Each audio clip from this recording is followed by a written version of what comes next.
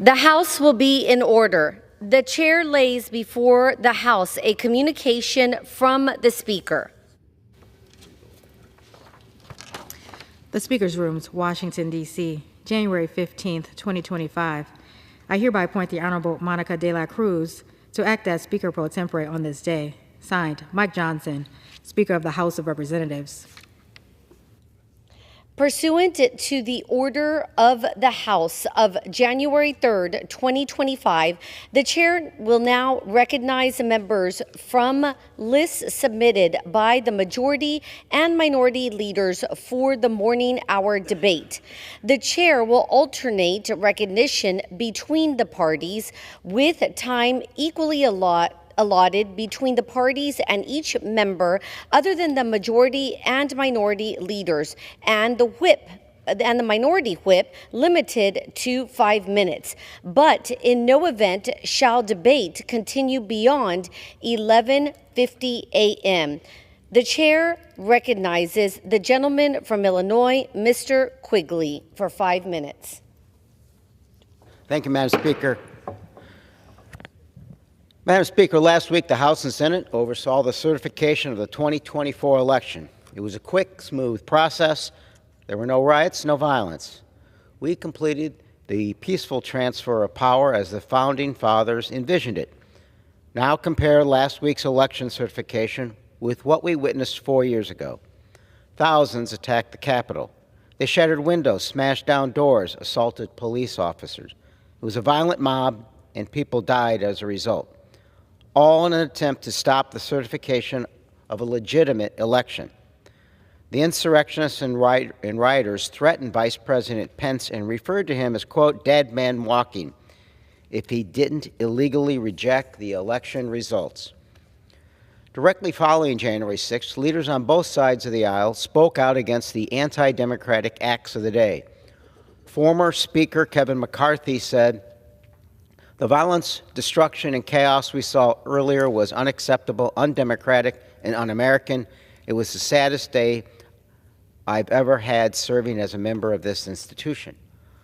Former Senate Minority Leader Mitch McConnell was even more clear in his condemnation and assignment of blame. He said, and I quote, there's no question, none, that President Trump is practically and morally responsible for provoking the events of the day. It was a violent insurrection for the purpose of trying to prevent the peaceful transfer of power. Now, 4 years later, there is a concerted effort to rewrite history. Our incoming president has called January 6th, quote, a day of love, and others have claimed it was a legitimate form of protest. Well, I was here. I saw the violence with my own eyes, and the scenes we witnessed will haunt this institution forever. We need a clear accounting of what happened and a clear accountability to ensure this never happens again. Unfortunately, this incoming president, it appears we will get neither. The president-elect has said he wants to pardon the rioters. These are folks who have been convicted in a court of law. And in a dark twist on accountability, the president-elect is threatening retribution against Democrats and Republicans who served on the committee that investigated January 6th. They should go to jail, he said, of members of Congress sought to uncover the truth about January 6th. So let's recap. The people who broke into the Capitol, injured 147 officers, threatened to kill the vice president should be pardoned. And the elected officials who performed their constitutional duty to investigate the largest mass assault of law enforcement officers and the greatest assault on our democracy should be jailed.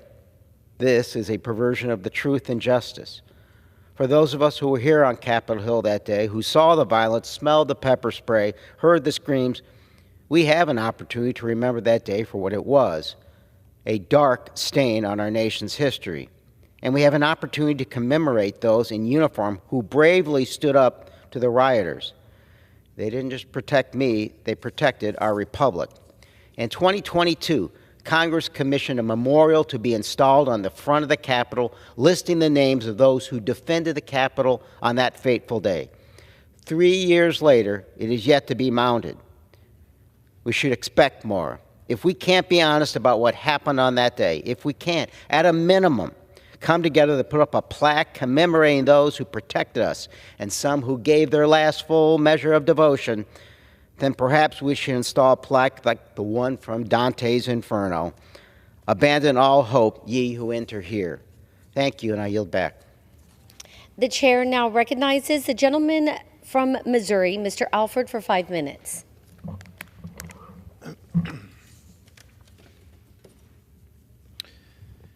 Thank you. Thank you, Madam Speaker. Today I rise to honor our January Veteran of the Month, Mike Tracy. Mike entered the Air Force Delayed Entry Program in 1975, where he reported to basic training, Air Force Leadership School, and Security Police School at Lackland Air Force Base in San Antonio, Texas.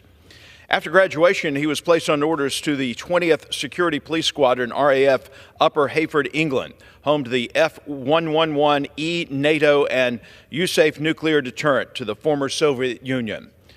When he returned to the U.S., he maintained his service after being discharged in the inactive reserve.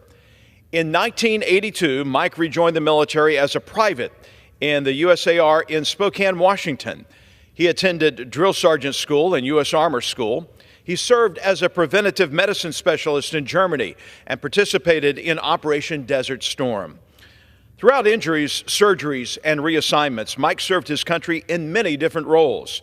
His final assignment brought him to Missouri at Whiteman Air Force Base in our district. Mike, thank you for your dedication. Thank you for your service. We appreciate you, and we are so glad that your journey brought you to the great state of Missouri. We salute you today. Thank you, Mike.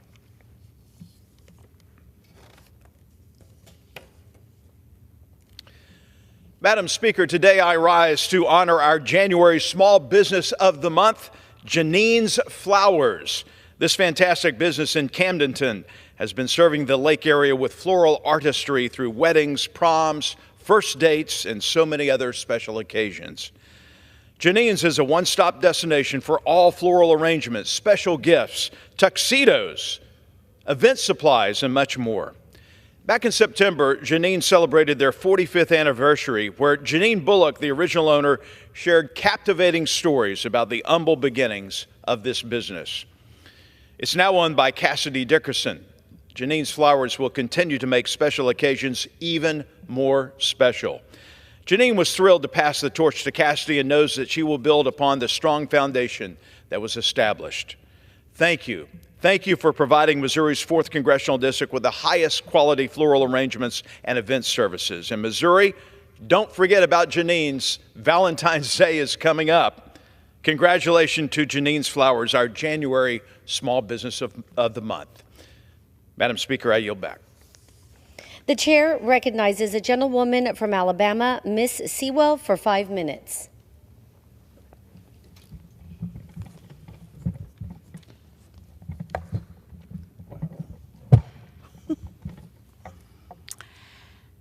Madam Speaker, I rise today to honor the extraordinary life and legacy of Brenda Lovelady Spahn, the founder of the Lovelady Center in Birmingham, Alabama, who passed away on December 18, 2024 at the age of 75.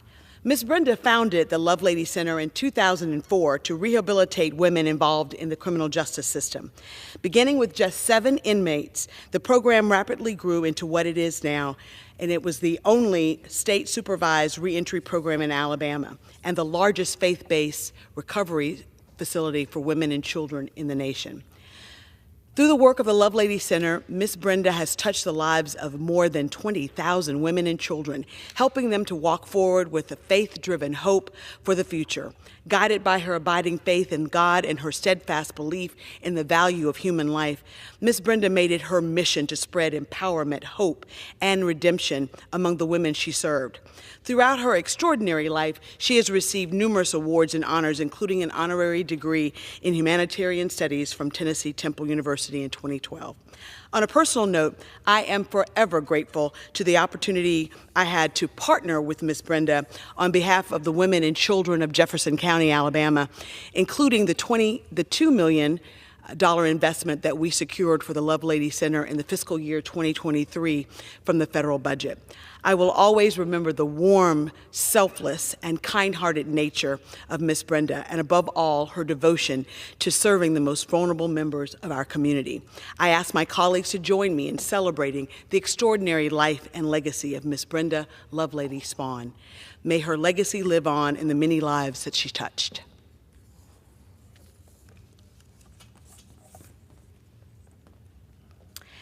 Madam Speaker, I rise today to honor the extraordinary career and achievements of Dr. Charles Steele, Jr. as he celebrates his retirement after 17 years as the President and CEO of the Southern Christian Leadership Conference. A true trailblazer, Dr. Steele has an accomplished career in both public service and civil rights advocacy. A native of Tuscaloosa, Alabama, he was elected to the Tuscaloosa City Council in 1985, a position he held for 2 years before being elected to the Alabama State Senate in 1994. After serving 3 terms, Dr. Steele stepped down in 2004 to take over as the head of the SCLC.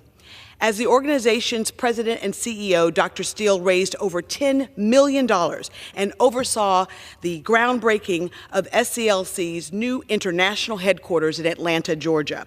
Dr. Steele's reputation has always been one of great purpose and great passion. He is an honorable man guided by an abiding faith in God and a love of country. While his retirement will allow him some well-earned rest and time with loved ones, I know that his commitment to service will continue for years to come. On behalf of a grateful nation, I ask my colleagues to join me in celebrating the retirement of Dr. Charles Steele, Jr. after 17 years as President and CEO of the Southern Christian Leadership Conference. Thank you, and I yield back the balance of my time. The chair now recognizes the gentlewoman from Texas, Ms. De La Cruz, for 5 minutes. Mr. Speaker, I ask unanimous consent to address the House for 1 minute. Gentlewoman is recognized. I rise today to honor Guadalupe County Commissioner Greg Seidenberger on his well-deserved retirement after a lifetime of extraordinary service to our country and community.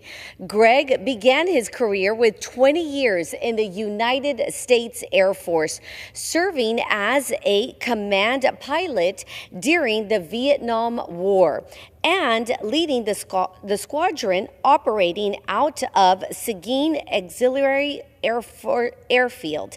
He then served as a pilot for American Airlines for 18 years.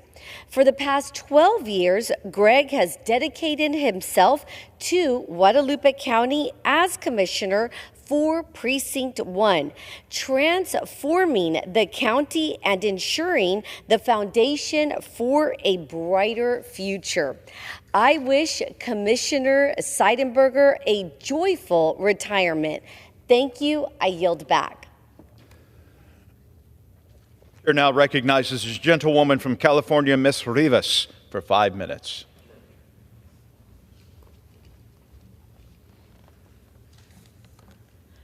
Mr. Speaker, just 5 days into my tenure as a member of the House of Representatives, several large wildfires broke out across Los Angeles County. The Palisades Fire, the Eaton Fire, and the Hearst Fire, which broke out in Sylmar on the northern end of my district.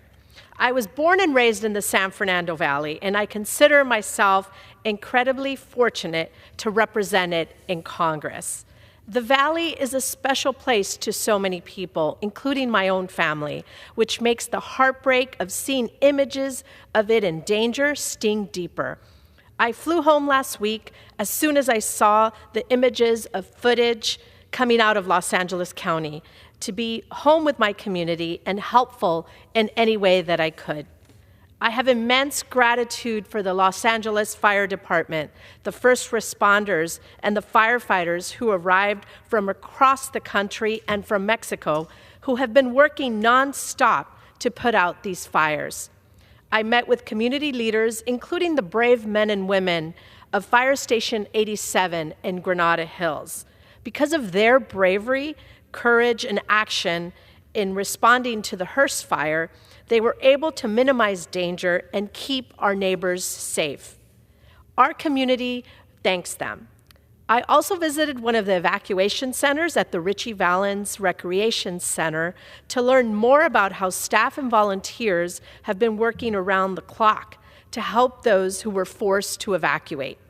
I visited the burn sites of the Hearst and Eaton fires, where I was able to assess the damage firsthand and tried to get a better understanding of what federal resources would be needed to help communities rebuild. Throughout the week, I was in contact with the federal government, including the White House and FEMA, where I was able to advocate for the federal support necessary to keep constituents safe during the emergency. My congressional colleagues and I are focused on making sure our constituents and our communities have what they need to get through and recover from this emergency without any conditions. This isn't about party or politics, and I'm proud to have joined both of our senators and 46 other bipartisan members of California's congressional delegation in urging President Biden to sign a major disaster declaration so that the federal government can provide public assistance, individual assistance, and direct federal assistance to our communities. We are grateful that President Biden quickly signed the declaration, and my hope is that President-elect Trump will continue to provide resources so our constituents can immediately access the funds and resources that they need to rebuild their lives. These fires are the costliest in California's history, and it impacted everyone regardless of income or party. Lives and livelihoods have been lost, and many more continue to be in danger. We want our constituents to know that disaster assistance is available and will be available to them. This assistance may include rental payments for temporary housing for those who lost their homes, grants for home repairs, unemployment payments for workers who have lost their job because of the fires, and crisis counseling for those who have been traumatized by this disaster. Additionally, FEMA disaster assistance may be able to help those who have lost a home, regardless if they were uninsured, had insurance, or underinsured. Visit disasterassistance.gov to get started. My office is also ready to help those who have been impacted by the fires. If my constituents need assistance, I encourage them to reach out to my office, and we'll be able to start advocating on your behalf to get the federal resources that you need. The San Fernando Valley is home, and I'm honored to represent my home in Congress. That is why I'm committed to working with our local, state, and federal officials to make sure our community has the resources that it needs to rebuild stronger. Our community is strong and resilient, and we will help each other come back from this disaster. Thank you, and I yield back. The chair recognizes the gentleman from Florida, Mr. Bean, for 5 minutes. Thank you very much, Madam Speaker. Madam Speaker, I rise today to honor the important contributions of A. Michael Hickox and his retirement as the property appraiser for Nassau County, Florida. For 12 years, Mike has been an amazing public servant, committed to fairness and customer service. Let's be honest, Madam Speaker, being a property appraiser is probably one of the toughest jobs around, but Mike has done it well, skillfully, and leaves the office in a much better place. While he was leading, Mike also served as the president of the Florida Association of Property Appraisers, and then served on the boards of the Nassau Education Foundation and the Nassau County Economic Development Board. To put it simply, Madam Speaker, Mike has spent his career serving others. Mike may not be our property appraiser anymore, but I know he's not done. I can't wait to see what he does next. Madam Speaker, I ask you and our colleagues to join me in congratulating Mike on a job well done. Go get a mic. I yield back. The chair recognizes the gentlewoman from Michigan, Ms. Tlaib, for 5 minutes. Madam Speaker, I want to take time to honor the incredible life and legacy of Romulus Councilwoman Virginia Williams, who unexpectedly passed away. She has left a void in our community and in our hearts. Councilwoman Williams was a relentless advocate for our families, ensuring that no one in our community lacked basic necessities. Her work with organizations like Forgotten Harvest and her creating her own organization because of her passion for organizing food drives, holiday giveaways, and joyful community events embodied who she was, this unwavering love for the city of Romulus and our families. She was committed to always lifting up her neighbors, often going above and beyond to bring hope and resources to those in need. Her dedication reminds us all that even the smallest acts of kindness can build stronger, more connected communities. Her legacy lives on in countless lives she's touched, and we are forever grateful for her service. Thank you to her family for sharing her with all of us and allowing us to honor her. My deepest condolences go out to them and all her loved ones during this difficult time. Rest in peace, Councilwoman Williams.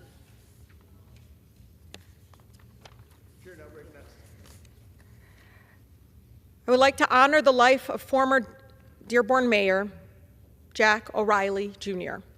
Our community lost an extraordinary leader whose dedication to public service shaped the city of Dearborn and our communities in Michigan forever. Mayor O'Reilly served as the president of Dearborn City Council for nearly 2 decades and served 15-year tenure as Dearborn's 6th mayor. I still remember my first meeting with him when he was a council president during the time that I was a young law student. Mayor O'Reilly was so patient in teaching me about how some community programs were successful while others struggled. He was a champion for workforce development. His patience and his depth of knowledge and willingness to teach me and so many others left a lasting impression, I know, on me. I would have never thought that I would have the honor to be able to represent him here in the United States Congress. Mayor O'Reilly's kindness and thoughtful approach to leadership embodied what it truly means to be a public servant. Thank you to Mayor O'Reilly Jr.'s family for sharing him with all of us. I know it wasn't easy. My thoughts are with all of you, all the loved ones, and all who were fortunate enough to know him. His legacy would continue to inspire future generations, not only in Dearborn, but throughout southeastern Michigan and beyond. I want to recognize Wayne County Commissioner Abdul Al-Hadous for his more than 40 years of public service to the city of Wayne and Wayne County and congratulate him on his retirement. He was born in Lebanon, as lovingly we call him Al, came to the city of Wayne 5 decades ago and made a name for himself in the communities as running the community's Al's Friendly Market with the help of his wife, Mary, who I love dearly, for 35 years. As the first Arab American mayor in Wayne County, his leadership paved the way for future leaders and was an inspiration to so many of us. In 2014, he was elected to the Wayne County Commission. For 14 years, he served our residents with dedication and resilience, always focusing on bringing people together. Thank you, Commissioner, for your decades of public service. Your legacy will continue to inspire our community in years to come. Please join me in recognizing Commissioner Al-Hadous as we wish him well in his retirement. With that, I yield. Chair now recognizes the gentleman from Indiana, Mr. Baird, for 5 minutes.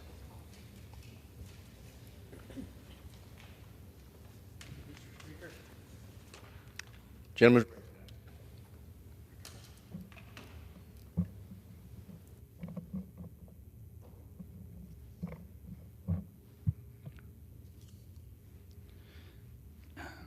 Mr. Speaker, I rise today to honor Nick Bostic, a former pizza delivery man who saved 5 sisters from a burning house. Just after midnight, July the 11th on 2022, Bostic was driving nearby when he saw the house in flames. Bostic entered the home where he found an 18-year-old woman, a toddler, 2 13-year-olds outside the upstairs bedroom, and he led them out of the house before running back inside to rescue the 6-year-old girl. For his actions, Nick Bostic received the Carnegie Medal, given to the American and Canadian citizens who put themselves in extreme danger while saving and attempting to save the lives of others. It is North America's highest honor for civilian heroism. The entire Lafayette community is grateful for his courageous actions to save the lives of these young girls.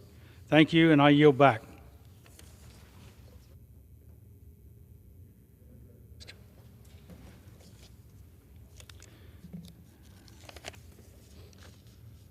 Mr. Speaker, I rise today to honor the Brownsburg High School football team for winning the IHSSA 6A state championship this year. The Brownsburg Bulldogs took on the Westfield High School in the state finals in the Lucas Oil Stadium and emerged victorious with a final score of 22-17. This is the Brownsburg's first state title in nearly 40 years, and I know this win has meant so much to the Brownsburg community and cheering on to the victory. I want to congratulate this outstanding student athletes on becoming state champions. They should be incredibly proud of this hard work and dedication that brought them this victory. I also congratulate the parents, coaches, and faculty who gave their time and talent to this team. They couldn't have done it without you. Congratulations again to the Brownsburg Bulldogs. And I yield back. Gentleman's recognized. Mr. Speaker, today I rise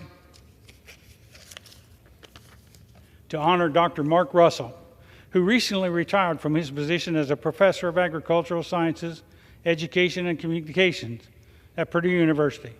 Dr. Russell joined Purdue in 1982, and from August of 2015 to September of 2022, Dr. Russell served as the head of the Agricultural Sciences Department.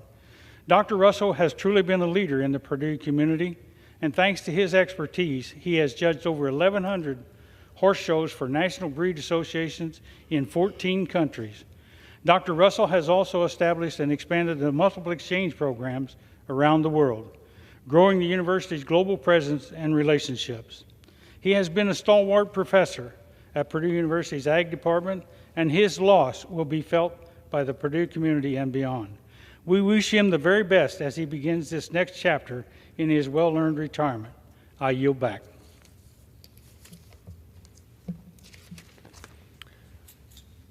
Chair now recognizes the gentlelady from Nevada, Ms. Lee, for 5 minutes.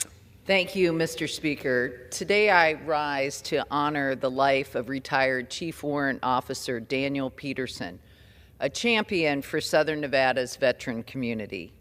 Chief Peterson was a highly decorated Army veteran and unrelenting advocate for those around him. After flying helicopters in the Army for more than 20 years, he came home to serve as the commander of the Henderson chapter of the Military Order of the Purple Heart, to be a member of the Henderson Vietnam Veterans of America, and attend as many unaccompanied veteran burial ceremonies as he could find. He also went to every Veterans Treatment Court graduation and never hesitated to offer his support to fellow veterans in need. To be clear, it is impossible to sum up Chief Peterson's decades of service in just one speech on the House floor. That's part of the reason why I had the privilege of working with the Library of Congress for his story to be part of the Veterans History Project. But while he has too many medals to name here, I can say this. Chief Peterson, you were a mentor, a father, a spouse, a leader, a friend, a protector, and a servant to both Southern Nevada and our entire country. I extend my condolences and prayers to Dan's wife, Eileen, and his 4 children and stepchildren, and we all owe Dan a debt of gratitude, and we will all miss him. Thank you, and I yield. Chair now recognizes the gentlelady from California, Ms. Chu, for 5 minutes.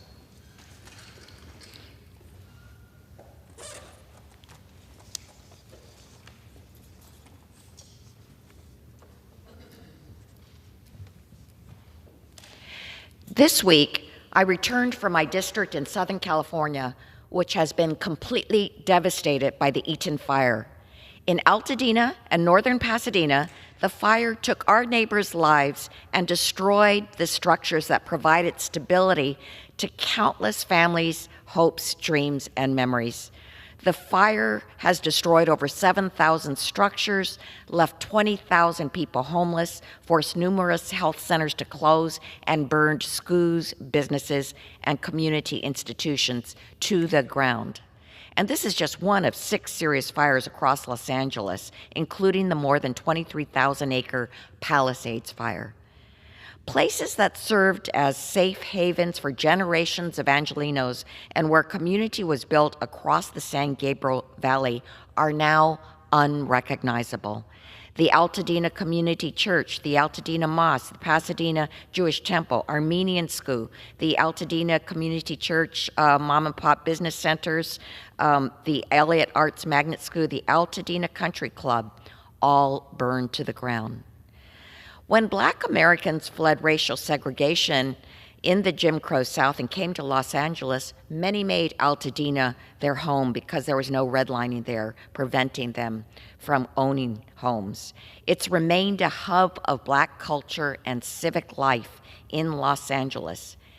And after being forced into incarceration in camps during World War II, many Japanese Americans came to Pasadena and built their lives back up. But last week, thousands had to flee their homes at a moment's notice, frantically searching for pets and crying out to loved ones, many with nothing more than the clothes on their backs.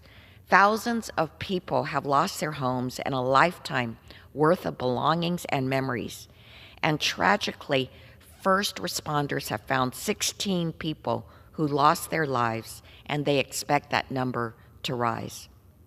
People like Anthony Mitchell Sr., a dedicated father who died alongside his son while waiting for help. Just a week before the fires began, Anthony told his son that what he treasured most in life was not money or possessions, but his family. And Victor Shaw, who died outside of his longtime family home with a garden hose in his hand, he did everything he could to save it. And Erlene Louise Kelly, who bought her home in Altadena with her late husband Howard in the late 1960s. Together, they raised 2 kids, watched their grandchildren and great-grandchildren grow, and celebrated holidays, birthdays, and anniversaries. The Los Angeles wildfires are on track to become one of the most costly and devastating natural disasters in our country's history. And yet, scores of Republicans, led by President-elect Trump and Speaker Johnson, are threatening to place conditions on the state of California for disaster assistance to flow to these victims. This is truly unprecedented. Never in our history has the federal government placed conditions on emergency disaster to our own citizens. So, and I invite any Republican in Congress who's entertaining these demands to visit my district, see the devastation for yourself, and look the victims in the eye when you tell them they don't deserve help from their country because you disagree with certain policies passed by their state. This is the United States of America. We help our citizens when they fall victim to a natural disaster, regardless of their political party or opinions. And we do it without strings attached, like we did just in December, 4 weeks ago, for victims of Hurricanes Milton and Helene. I look forward to working with you to secure critical disaster relief funding that's necessary for this vibrant, beautiful, unique region to recover and to rebuild.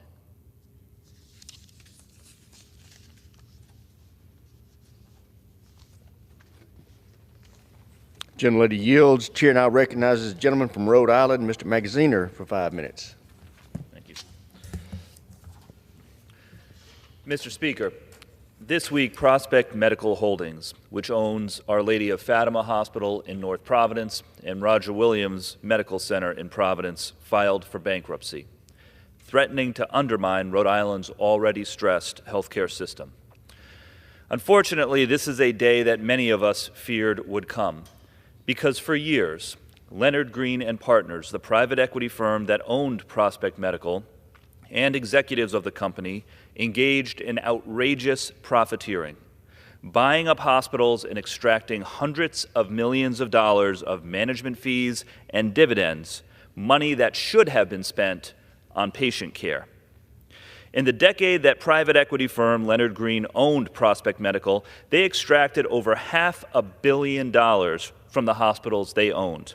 And their partner, Prospect CEO Sam Lee, personally made more than $100 million buying luxury properties for himself at the same time that he shut down emergency rooms. Shameful. When I was state treasurer in 2020, I sent a letter to Leonard Green expressing my frustration at their unethical practices and the impact they were having on healthcare in Rhode Island. In response, they put out a statement insisting that all was well and that the operations at Fatima and Roger Williams were doing just fine. Now, 4 years later, wouldn't you know it, Prospect is declaring bankruptcy, threatening the health and safety of thousands of Rhode Islanders who rely on Fatima and Roger Williams, and the livelihoods of the hundreds of healthcare workers who work in those hospitals. And the executives at Leonard Green and Prospect who sucked all the money out of those hospitals are long gone, counting their millions. It's greed, plain and simple. I want to commend Senator Sheldon Whitehouse and Attorney General Peter Nerona, who have been sounding the alarm about Prospect for years. And I am committed to working with state officials and my colleagues in the Rhode Island congressional delegation to clean up the mess that Leonard Green left behind and do our best to save Fatima and Roger Williams and stabilize our state's healthcare system. But mark my words, we will not stop there. The time has come for Congress to take a hard look at the consequences of private equity ownership of hospitals. Rhode Islanders and the American people are counting on us for action, and they are going to get it. Mr. Speaker, 4 years ago last week, a violent mob attacked our nation's capital, assaulted police officers, and threatened to kill elected officials, all with the goal of blocking the results of the presidential election and denying the will of the American people. They did it because the losing candidate in that election, President Donald Trump, incited them by falsely claiming he had won. On that dark day, hundreds of Capitol and Metropolitan police officers bravely did their duty, putting their lives in harm's way to protect this building, the people in it, and our very democracy. Over 140 police officers suffered injuries, including broken bones, concussions, and PTSD. They were attacked with baseball bats, axes, and chemicals, among other deadly weapons. In the weeks that followed, 5 officers died from their injuries. The officers who served that day are all heroes who fought for our country and deserve our thanks and praise. Congress passed and President Biden signed a law to honor the Capitol police officers who defended our country during the January 6 riots with a plaque here in the Capitol building that they fought to defend. Shamefully, Republicans in Congress continue to refuse to hang that plaque. Every day that my Republican colleagues delay is an insult to the brave officers who served on January 6th and who continue to protect us day in and day out.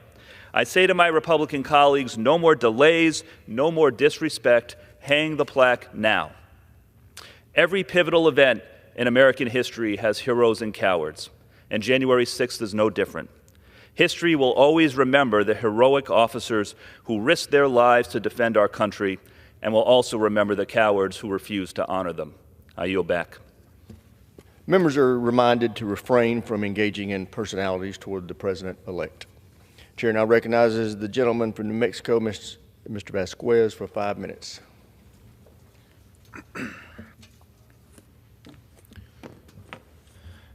Mr. Speaker, I rise today to honor the exceptional service of the Marine Corps League El Perro Diablo Detachment 478, based in Las Cruces, New Mexico. New Mexicans have a long history stepping up to serve our nation, and these Marines continue to honor that commitment. For decades, the members of this detachment have provided military funeral honors for our veterans, with several members participating in over 1,000 ceremonies and winning multiple awards at Honor Guard conferences. During times when military families are experiencing one of the most difficult moments of their lives, Marines step forward with unwavering dedication to ensure our nation's heroes are laid to rest with the dignity they deserve. Their service to our community is a profound reminder of the values instilled in these Marines: honor, courage, and commitment. We must continue to support our veterans and their families, ensuring that they also receive the benefits and the recognition that they've earned. On behalf of all New Mexicans, I extend my deepest gratitude to Marine Corps League El Perro Diablo Detachment 478. I yield. Chair now recognizes the gentlewoman from Hawaii, Ms. Takuda, for 5 minutes. Thank you, Mr. Speaker. I ask for unanimous consent to revise and extend my remarks and include extraneous material. Without objection, so ordered.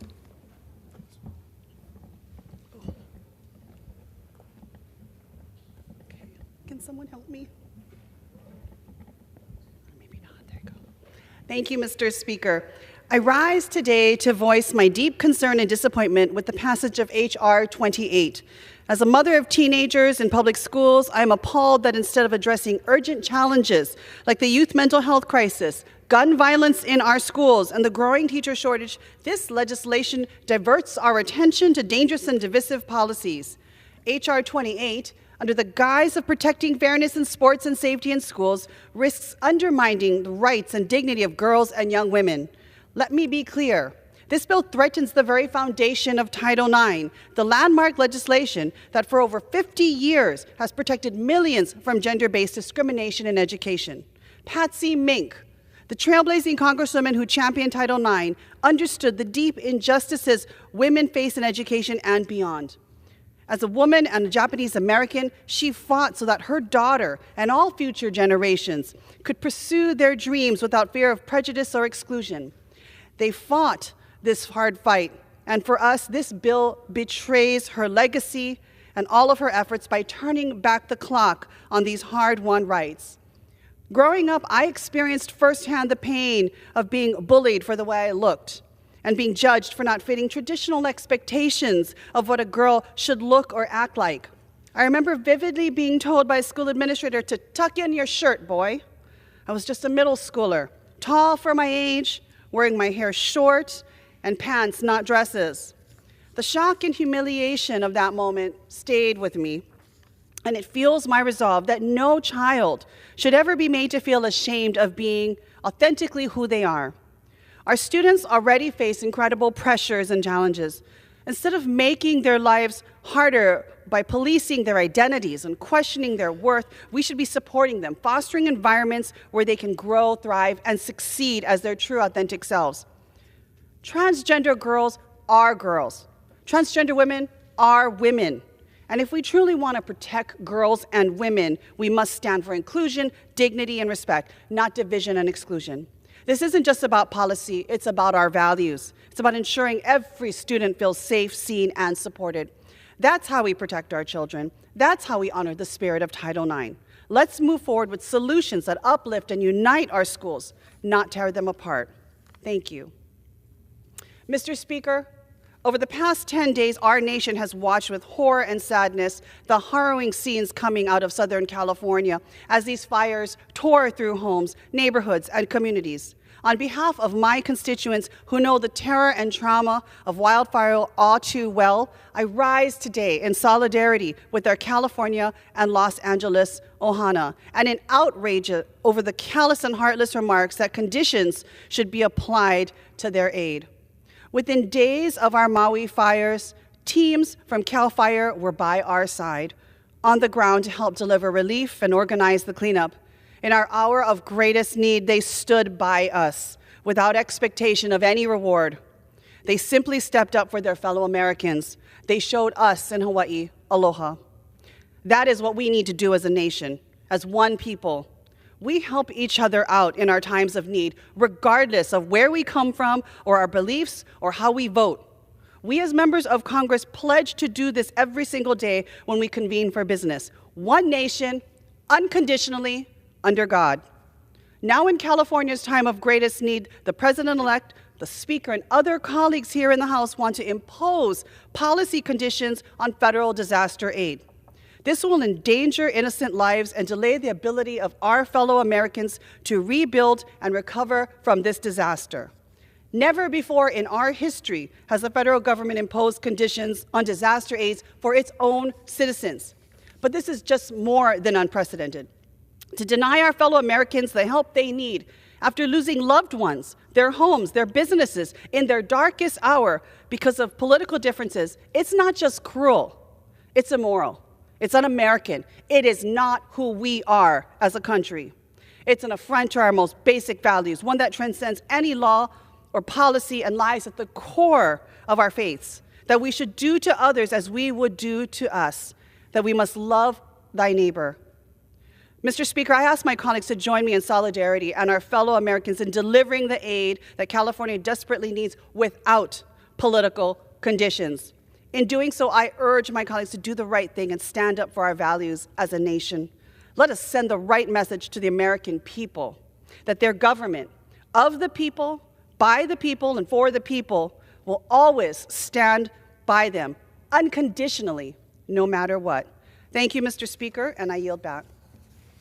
Gentlelady yields back. Chair now recognizes the gentleman from California, Mr. LaMalfa, for 5 minutes. Thank you, Mr. Speaker. Well, here to talk about the Endangered Species Act. Indeed, it was designed back in the early 70s and passed bipartisanly, signed by Richard Nixon, to protect endangered species. But what we see with its implementation in my home state in California and many other areas around this country, especially in the West, that there's been significant misinterpretation of it. Indeed, it's been weaponized to stop many things that would be good for people, even for the environment. We're talking forestry practices that would make our land safer and less fire prone. We're talking water supply that would help valley farmers, would help urban areas, and certainly would be helping the situation in Los Angeles right now. What I have depicted here is a brush clearing project that was just above Pacific Palisades, those other areas in LA that they actually had underway for a while until a national monument was declared above an area called Altadena, and it stopped the ability to keep clearing brush because national monuments, you're not allowed to go in there and really do anything because it has to be left pristine and preserved. So this is, and that ties in with endangered species as well. So we see that the results, instead of clearing this brush, we get results like this happening right now in Southern California, tragically, needlessly. So we're going to continue to see this. I've seen it in my district. I've lost 3.5 of my small towns in my district in the last 6 years, including the Paradise Fire, which took 85 lives, 90% of the town, Greenville, Canyon Dam, and a smaller town called Doyle that got burned into on the east side. So again, the Endangered Species Act being manipulated and weaponized against doing the work we need to do is partly at fault. For example, when we talk about water in California, let's look at the Delta Smelt for a moment. Okay, so the water supply we should be building in California is impeded because the water has to be shipped out to the Pacific Ocean, supposedly to help the Delta Smelt. This has been going, the water increases have happened since 1992. Legislation here increased another 800,000 acre feet per year, and then it's built up from there. So hopefully or somehow help the Delta Smelt. This is Shasta Dam in Northern California, which we're trying to get filled right now, but is going to be less and less useful for people as more and more of this water is dumped out through the Delta. And what's that mean for Southern California? Well, for example, let's lay this one down. Let's take a look at this. This is the Santa Ynez Reservoir, which currently is empty, supposedly for rehab and some maintenance. This is what it's supposed to look like full. That's what it looks like right now. Seems people in Southern California, some of they're supposed to be in charge, didn't know it was even empty. So this holds approximately 40 acre feet, okay, when it's full. It says 117 million gallons. Shasta Dam here, full holds 4.5 million acre feet. So we've been discussing a raise of Shasta Dam It'd be pretty easy to raise it 18 feet. That would cause about 630,000 more acre feet to be available to be stored in California. And so with that, can you imagine 600,000 acre feet, what it could be doing to help? It could fill this in minutes with what the amount of water going out the Pacific Ocean. But the Endangered Species Act is being used as a weapon against the raise of an existing dam that was built in the 30s there that would do that. They'll find a species of the week to do that. In this case, I believe it's a salamander. So let's go back in time just a little bit. You've probably heard of the Tennessee Valley Authority and the Tellico Dam. That was a project that was, the idea came about in the late 60s, and the construction was going to happen pretty soon after that. So what they did, I think some biologist from, I believe, University of Tennessee was out on a hike and discovered, he thought, she thought, whoever it was, that there's something called a snail darter in the river there.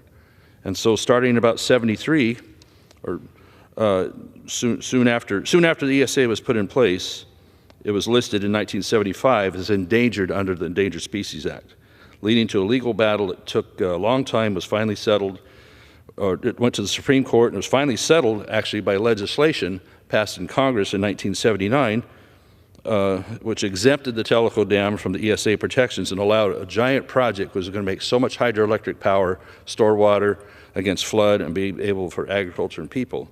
They actually got it done. So instead, the biologist took this so-called snail darter and moved populations to other rivers in the area. The species was then reclassified downward from endangered to threatened in 1984. Finally, in 2022, it was removed from the list. But interestingly, when we talk about the weaponization of ESA, a just released study revealed that the snail darter isn't an actual distinct species, but is actually just another population of one called the stargazing darter. So this raises concerns about species identification when really what it's being used for is a weapon. So here, this is what the snail darter actually looks like, because it doesn't exist as its own, okay? And this is what they're doing in Southern California. I just showed you the picture of the fires.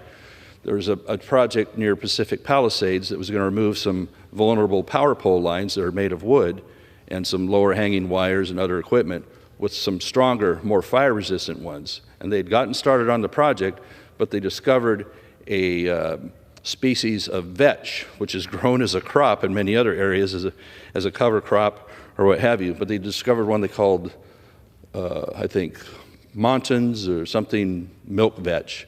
Well, we grow cow vetch all the time in other areas. And I'll have a picture for you in another speech, but when you put them side by side, they're the same picture. And so these are weaponized to stop a project that could have been helpful in keeping Pacific Palisades from burning due to downed power lines. It probably wouldn't have been the key piece, but that certainly happened in plenty of other areas around the state where downed power lines due to the wind have caused, or branches of stuff blowing into them has caused several fires, including the Camp Fire in Paradise I mentioned, which killed 85 people, and started one called the Dixie Fire, which burned 1 million acres. And so what we have in Northern California frequently is what's called public safety power shutoffs, where people just have their power shut off because the wind might blow hard enough to blow branches into power lines somewhere. And so we just sit without power, like a third world country. This all traces back to the inability to do the forest management, or I was talking about with water storage, to have water supply for Southern California. So really what it boils down to, we need leadership, like what President Trump is going to do for us, and what Gavin Newsom has been stopping as far as helping us with water storage and helping the water get to farmers and get to urban areas as needed. I yield back. Gentleman yields back. Chair now recognizes the gentleman from Connecticut, Mr. Larson, for 5 minutes. Thank you, Speaker Rogers. Good to see you. That has a nice ring to it. I rise today to address the concern that faces the United States Congress, one that it has avoided and neglected for more than 54 years. Richard Nixon was the last president to enhance Social Security. That was in 1971. All of us are concerned on both sides of the aisle, but concern is no substitute for action.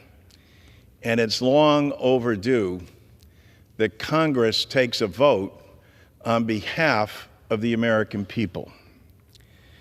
Social Security is more than a pension program.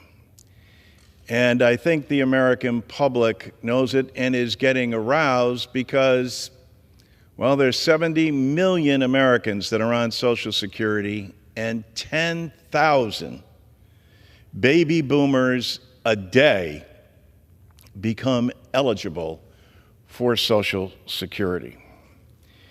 For example, Mr. Speaker, in your district alone, you have over 175,000 Social Security recipients.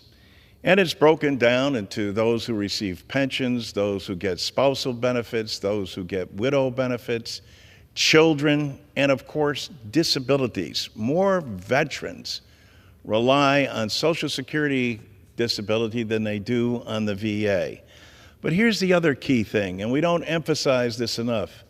Social Security is the best economic development program that we have in the country. Every district, on average, gets over $200 million coming into that district on a weekly basis. So imagine, on a monthly basis. And can you imagine, where do they spend that money? Nobody gets wealthy on Social Security, that's for sure. But that money goes right back into the economy. And so it becomes something that Congress hasn't adjusted since 1971. Now, I think a few things everyone would acknowledge have happened to the economy since 1971. But certainly for Congress to neglect its responsibility, and you can point fingers every way, but the bottom line is Congress needs to act. Congress needs to vote. President Trump has called for tax cuts for people on Social Security. I applaud him. We've had tax cuts in our proposal for the last decade, but there has been no action on that.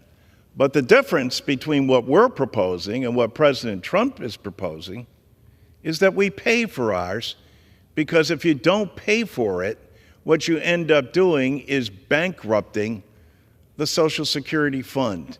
Still, the #1 anti-poverty program for the elderly and the #1 anti-poverty program for children. But this economic development piece is something, again, that all of us ought to be able to embrace. I provide every member of Congress with a card that will demonstrate how many recipients you have and how much money comes into your district on a monthly basis. And for us meaning the United States Congress, it's the only body that can act. President can't do it through executive order. The Supreme Court isn't going to take it up. Only the United States Congress can. Inaction means the fund will be cut. Unpaid action means the fund will be cut drastically. Imagine, Mr. Speaker, there's more than 5 million people that get a below poverty level check from Social Security, having paid in all their lives. That was not the guarantee that they signed up for. And there's close to 35 million people in total, 35 million fellow Americans. This is the only benefit they have. Again, testing to the great vision and leadership of Franklin Delano Roosevelt, knowing that this is actually the safety net of capitalism. This allows people to take risks because even if people were to fail, there is something there to catch them and help them and their families through this. But Congress has not acted since 1971. Now, some will say, no, wait a minute. Didn't Tip O'Neill yes, they did. Tip O'Neill got together. It was primarily led by Senator Bob Dole. We got together with Ronald Reagan, who was adamantly opposed to Social Security, but Dole convinced him, no, this is the right thing to do. So what they did is they extended the solvency of Social Security to its current position. Not as long as it should have been, but nonetheless, it was an action that went in the right direction. Mr. Speaker, I know you to be a man of goodwill and integrity, and I hope this is something that we can bring up and work to get this done on behalf of the American people. And with that, I yield back. Gentleman from Connecticut yields back. The chair now recognizes the gentleman from Pennsylvania, Mr. Muser, for 5 minutes.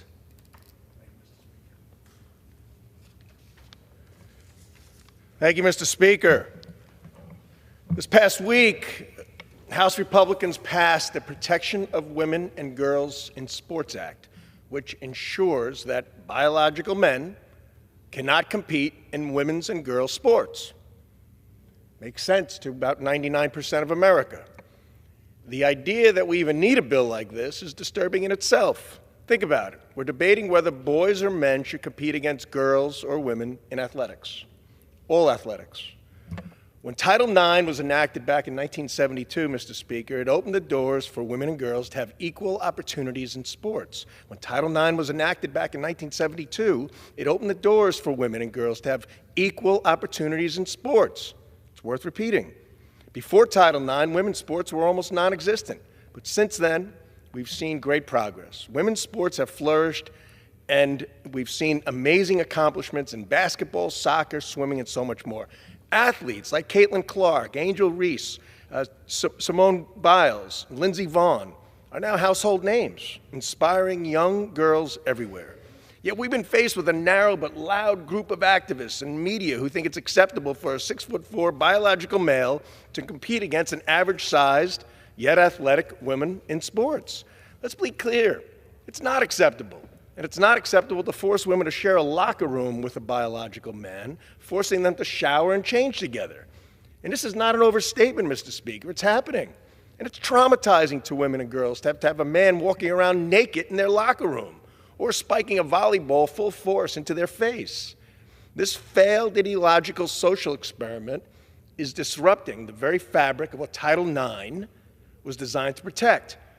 One example, without mentioning names, is a male swimmer who was ranked 554th among male athletes, but became the top-ranked woman in women category swimmer in the nation. Caitlyn Jenner. We go back to Caitlyn Jenner. As Bruce Jenner competed in the Olympics, won the decathlon. As Caitlyn Jenner, she stated, that if she would have transitioned earlier, she would have won every gold medal.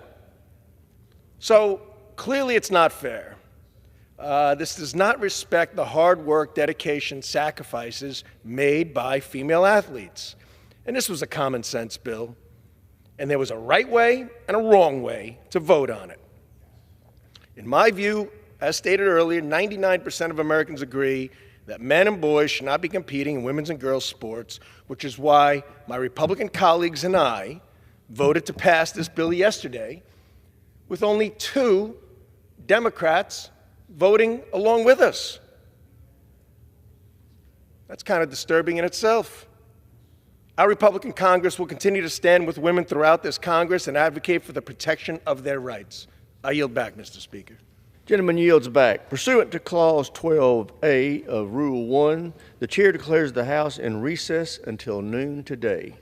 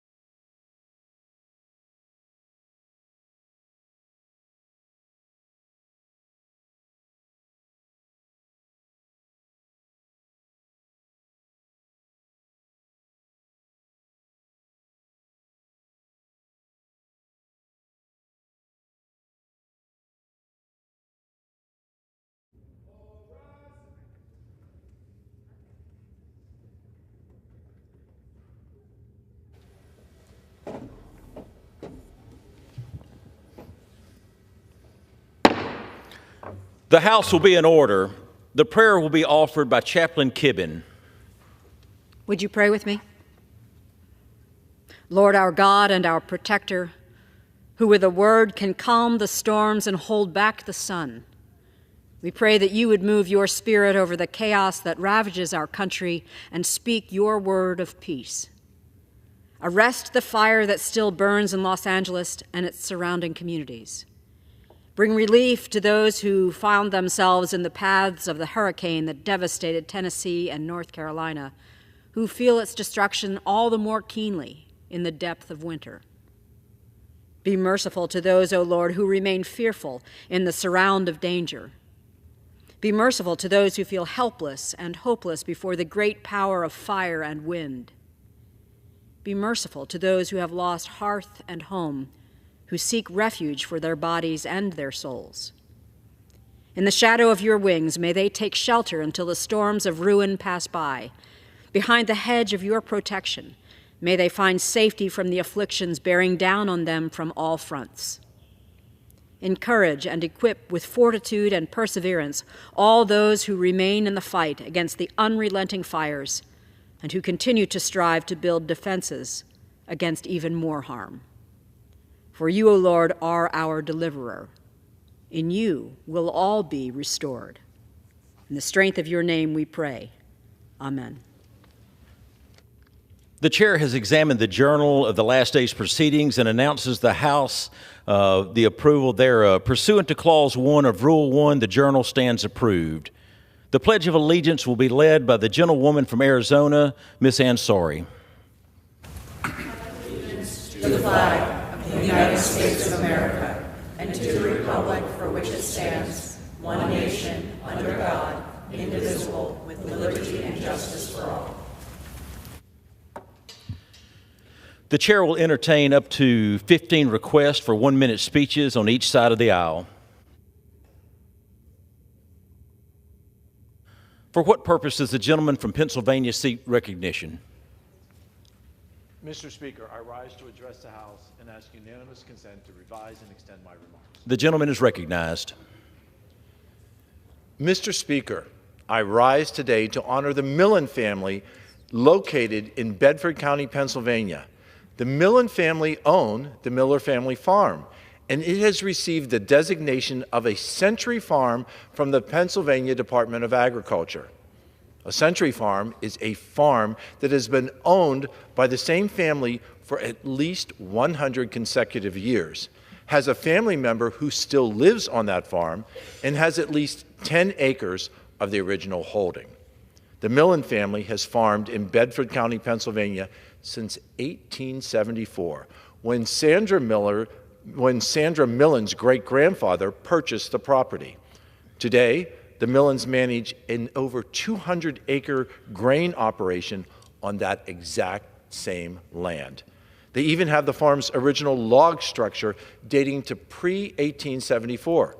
On behalf of everyone in Pennsylvania's 13th Congressional District, I offer heartfelt congratulations to the Millen family and express gratitude for their enduring commitment to one of Pennsylvania's most vital industries, agriculture. Thank you, Mr. Chairman, and I yield. For what purpose does the gentleman from North Carolina seek recognition? Mr. Speaker, I ask for unanimous consent to address the House for 1 minute to revise and extend. Without objection, the gentleman is recognized for 1 minute.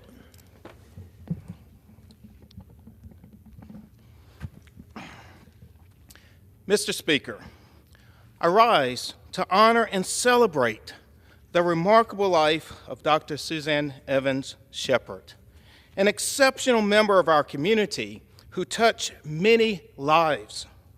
She was a devoted mother, educator, and wife, an inspiring figure who cherished her church, Victory and Dominion World Outreach Center, to serve as a reminder of her tremendous contributions. Her church has renamed its Family Life Center in her honor. On her birthday, family and community members gathered to celebrate. We released balloons into the sky, and Pastor Dr. Zebedee Shepherd, her beloved husband, made the heartfelt announcement. The new name is fitting, reflecting the center's role in serving the community to which she dedicated so much of her life. I'm truly grateful for Dr. Susan Shepard, and the new name of this incredible facility in our community now makes it complete. Thank you, Mr. Speaker. I yield back. For what purpose does the gentlewoman from Texas seek recognition? Mr. Speaker, I ask unanimous consent to address the House for 1 minute. Without objection, the gentlewoman is recognized for 1 minute. Today, I rise to honor Guadalupe County Commissioner Greg Seidenberger on his well-deserved retirement after a lifetime of extraordinary service to both our country and our community. Greg began his career with 20 years in the United States Air Force, serving as a command pilot during the Vietnam War and leading the squadron operating out of the Seguin Auxiliary Airfield. He then served as a pilot for American Airlines for 18 years. For the past 12 years, Greg has dedicated himself to Guadalupe County as Commissioner for Precinct 1, transforming the county and ensuring the foundation for a bright future. I wish Commissioner Greg Seidenberger a joyful retirement. Again, congratulations. Thank you. I yield back. For what purpose does the gentlewoman from North Carolina seek recognition? Mr. Speaker, I seek to address the House for 1 minute and revise and extend my remarks. Without objection, the gentlewoman is recognized for 1 minute. Mr. Speaker, I rise today with grave concern about the effort in North Carolina to overturn the will of the voters of our state. In November, Justice Allison Riggs won the election to retain her seat on the North Carolina Supreme Court. Her victory was confirmed by 2 separate recounts, but her opponent refuses to concede. Instead, he is seeking to overturn the results of the election with the help of our Republican majority on the court. He is arguing that 60,000 valid votes should be thrown out. 4 years after January 6th, we're once again reminded about how fragile our democracy truly is. A judicial candidate does not accept the results of an election, so he's trying to silence voters in the pursuit of power. This is an attack on North Carolina voters, the integrity of our elections, and our system of justice. Thank you, Mr. Speaker, and I yield back. For what purpose does the gentleman from Texas seek recognition? Ask for 1 minute. Without objection, the gentleman is recognized for 1 minute. Mr. Speaker, I rise today to congratulate the North Crowley Panthers for their decisive 50-21 win over Austin Westlake to become the UIL Class 6A Division I state champions. The Panthers finished the season with an impressive record of 15 wins and no losses, earning their first state championship victory since 2003. Throughout many early mornings, long hours on the field, and staying focused in school, these young men and women showed dedication, strength, and an overwhelming commitment to victory. I'm proud that their hard work has paid off. As some of these bright and talented men and women prepare for their next endeavors, I wish them the best of luck and blessings for an even brighter and more victorious future. Go Panthers! In God we trust. I yield back. For what purpose does the gentlewoman from Arizona seek recognition? Mr. Speaker, I ask unanimous consent to address the House for 1 minute and to revise and extend my remarks. Without objection, the gentlewoman is recognized for 1 minute. Mr. Speaker, I rise today to honor the remarkable legacy of Pastor Warren Stewart Sr. of Phoenix, Arizona. At First Institutional Baptist Church, Pastor Stewart has been a beacon of hope, faith, and justice in our district for decades. His tireless work has gone beyond his pastoral role. He has always been a leader for social change in our community. In fact, his efforts were key to securing Arizona's recognition of Martin Luther King Jr. Day, long after many other states had added the holiday to their calendars. As he steps into retirement, we are deeply grateful for his leadership. Pastor Stewart, thank you for your decades of service to our community. Your legacy is one of love, inclusivity, and hope. Pastor Stewart, we wish you the very best in this next chapter. Thank you. I yield back. For what purpose does the gentleman from Pennsylvania seek recognition? Mr. Speaker, request unanimous consent to address the House for 1 minute and to revise and extend my remarks. Without objection, the gentleman is recognized for 1 minute. Mr. Speaker, I rise to recognize the importance of uplifting and empowering our skilled workforce. Across the country, skills gaps are plaguing employers and barring workers from filling millions of open job opportunities. This is why today I was proud to introduce the Bipartisan Skills Investment Act. This common sense legislation allows workers at any point in their career to contribute to Coverdell lifelong learning accounts, which are tax-advantaged savings opportunities that will allow Americans to pursue new job skills and better career prospects. Workers of all ages would be eligible to use Coverdell lifelong learning accounts to pay for skills training, apprenticeships, and other workforce-focused programs. As a senior member of the Education Workforce Committee and co-chair of the Bipartisan Career and Technical Education Caucus, I'm proud to sponsor the Skills Investment Act to provide additional resources for workers to climb to the next rung on the ladder of opportunity. And I thank my colleagues, Congresswoman Bonamici, Congressman Fitzpatrick, and Congressman Snyder for joining me in this effort. Mr. Speaker, I urge my colleagues to join me in uplifting our workforce through this bipartisan legislation, and I yield back the balance of my time.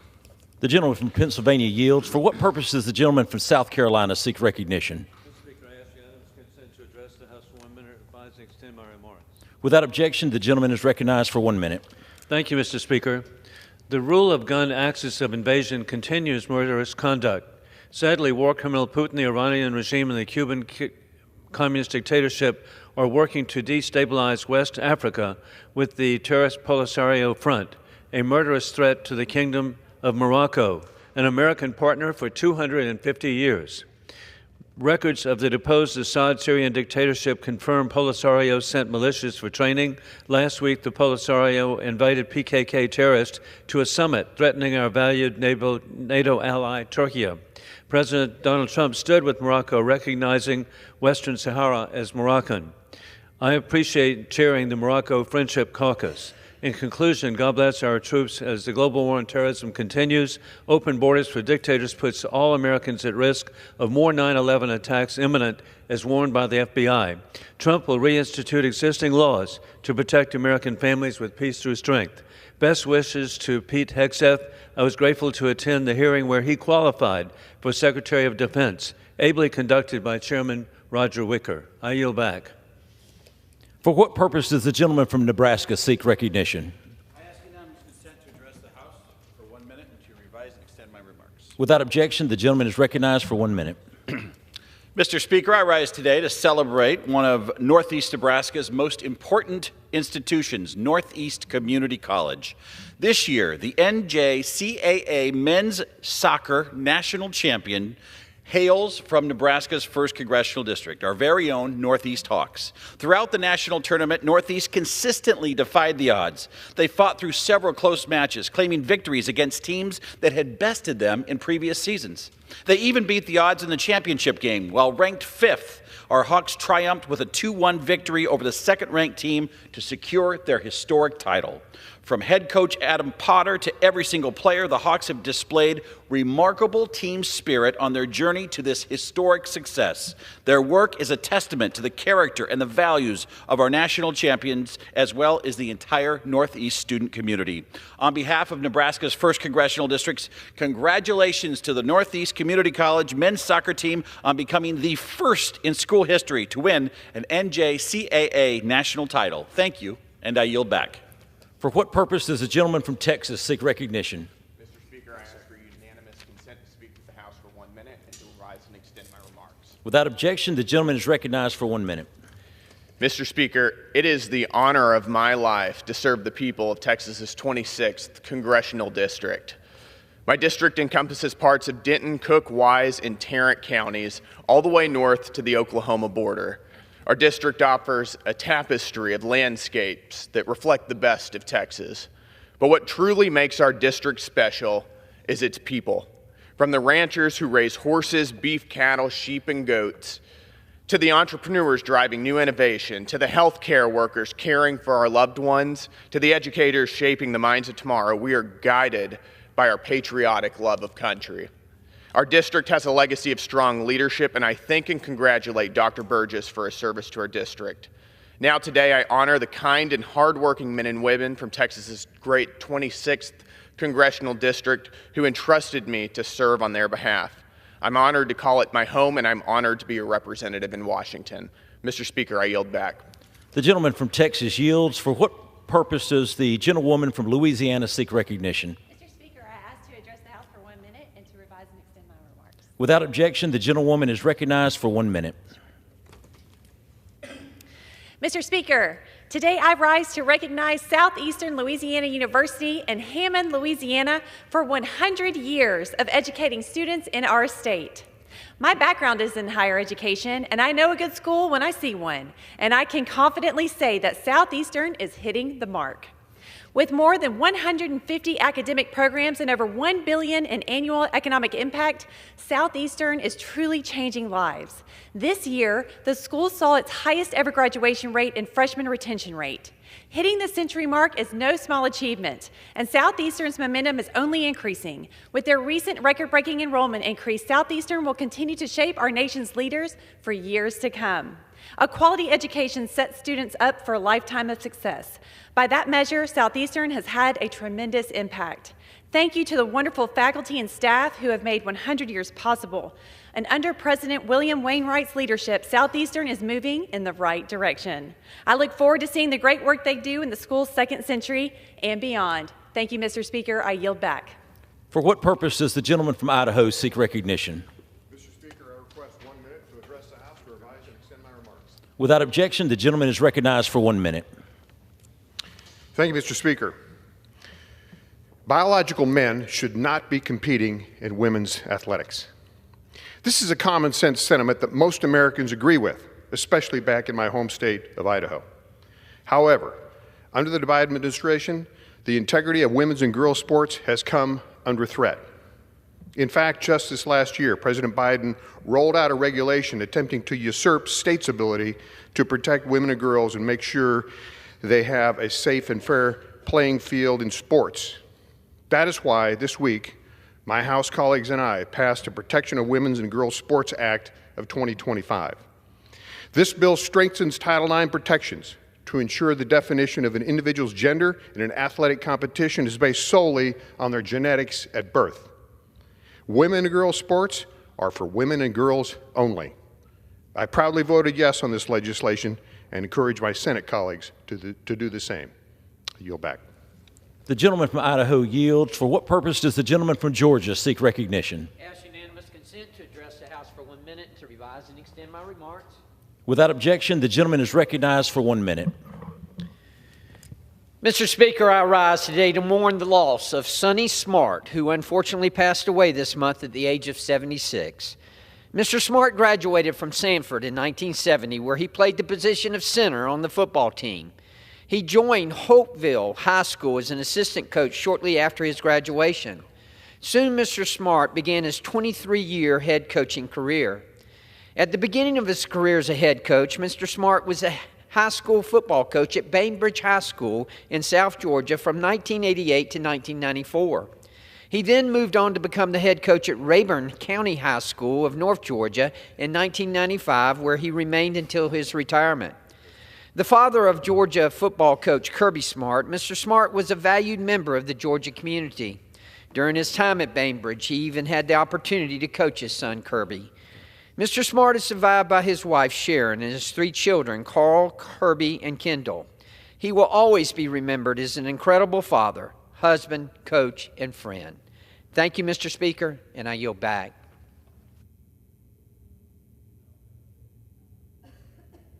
The gentleman from Georgia yields. Pursuant to Clause 12A of Rule 1, the chair declares the House in recess, subject to the call of the chair.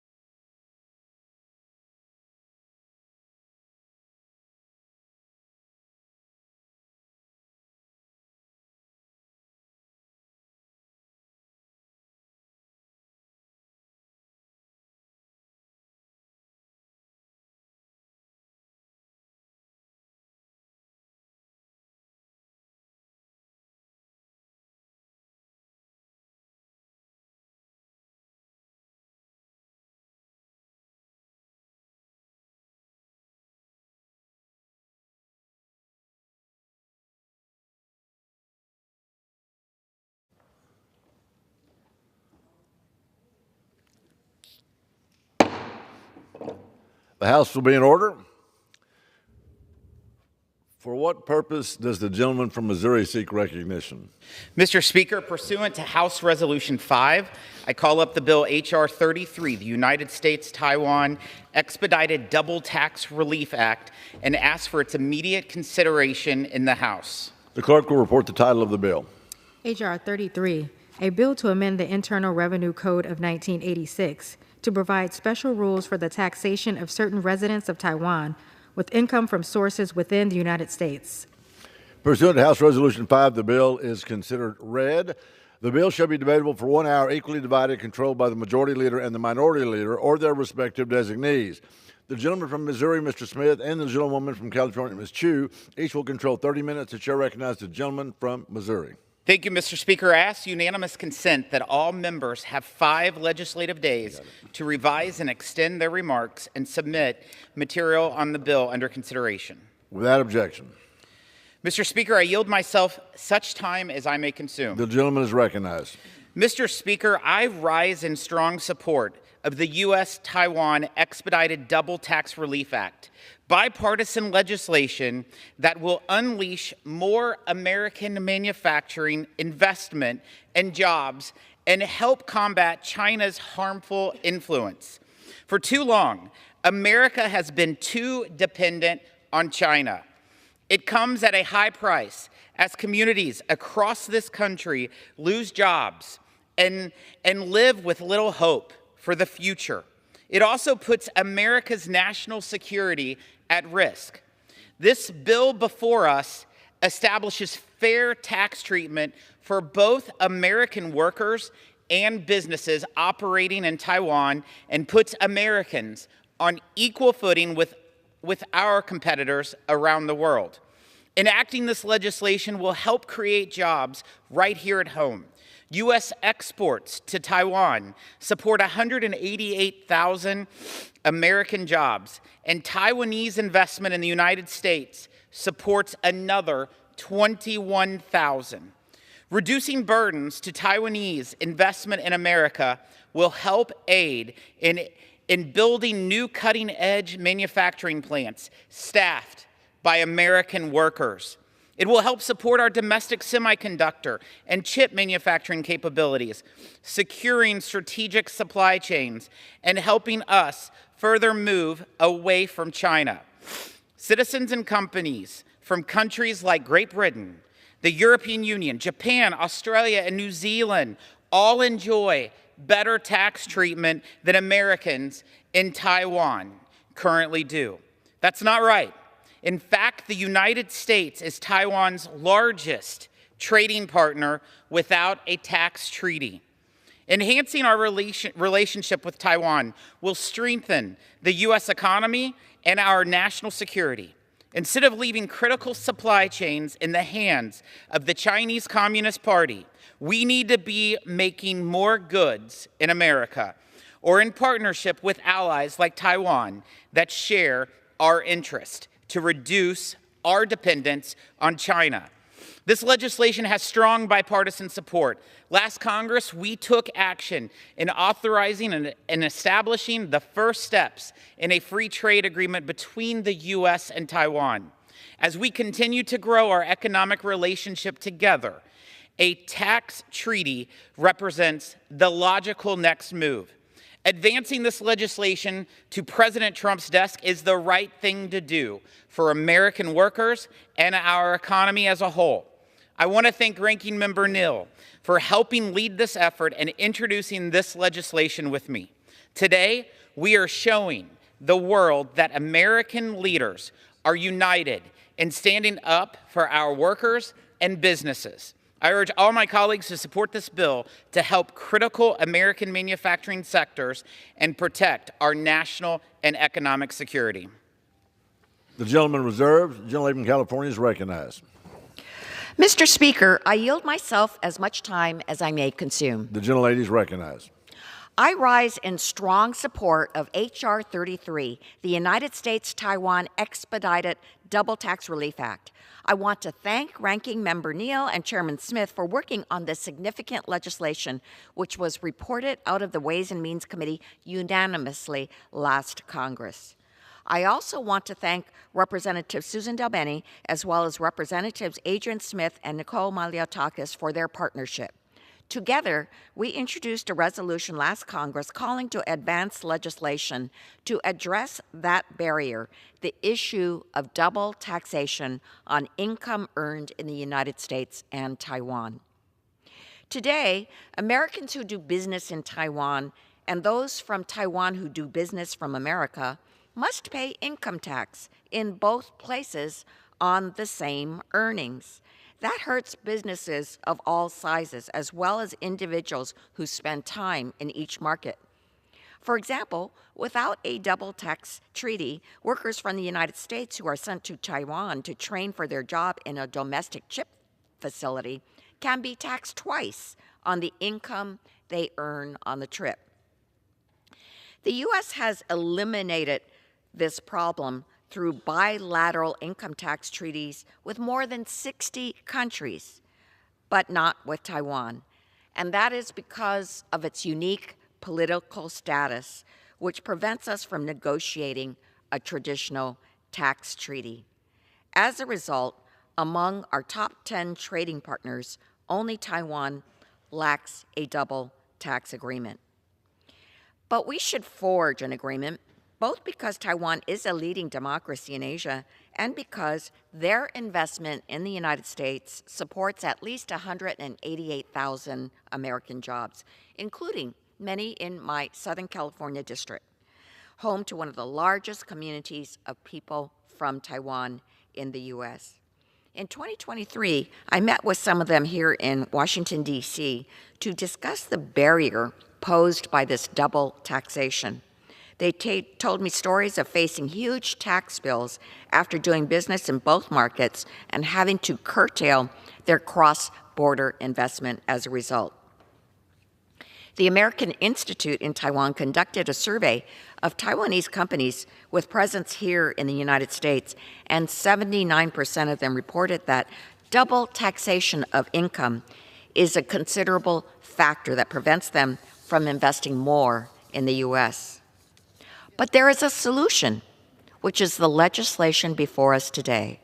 Specifically, this bill reduces the withholding of taxes and lays the groundwork for the Treasury Department to finalize the details of a permanent arrangement based on the model income tax treaty that we have with scores of other countries to mitigate double taxation, prevent abuse, allow for dispute resolution, and exchange key tax information that will help revenue authorities in both jurisdictions. This bill will ensure that our nation can take full advantage of the historic investments that we've made under the Biden-Harris administration, like the Bipartisan CHIPS and Science Act. Because of that law, new chip fabs are under construction in places like Ohio and operational and producing chips in Arizona. But these factories are enormously complicated and expensive, and even with the billions of dollars in investments from the Department of Commerce, the math simply might not pencil out for our project if the company will be subject to double taxation as soon as they turn a profit. So from major chip companies to small businesses in Southern California and across the country, it's clear that mitigating double taxation between the U.S. and Taiwan is crucial.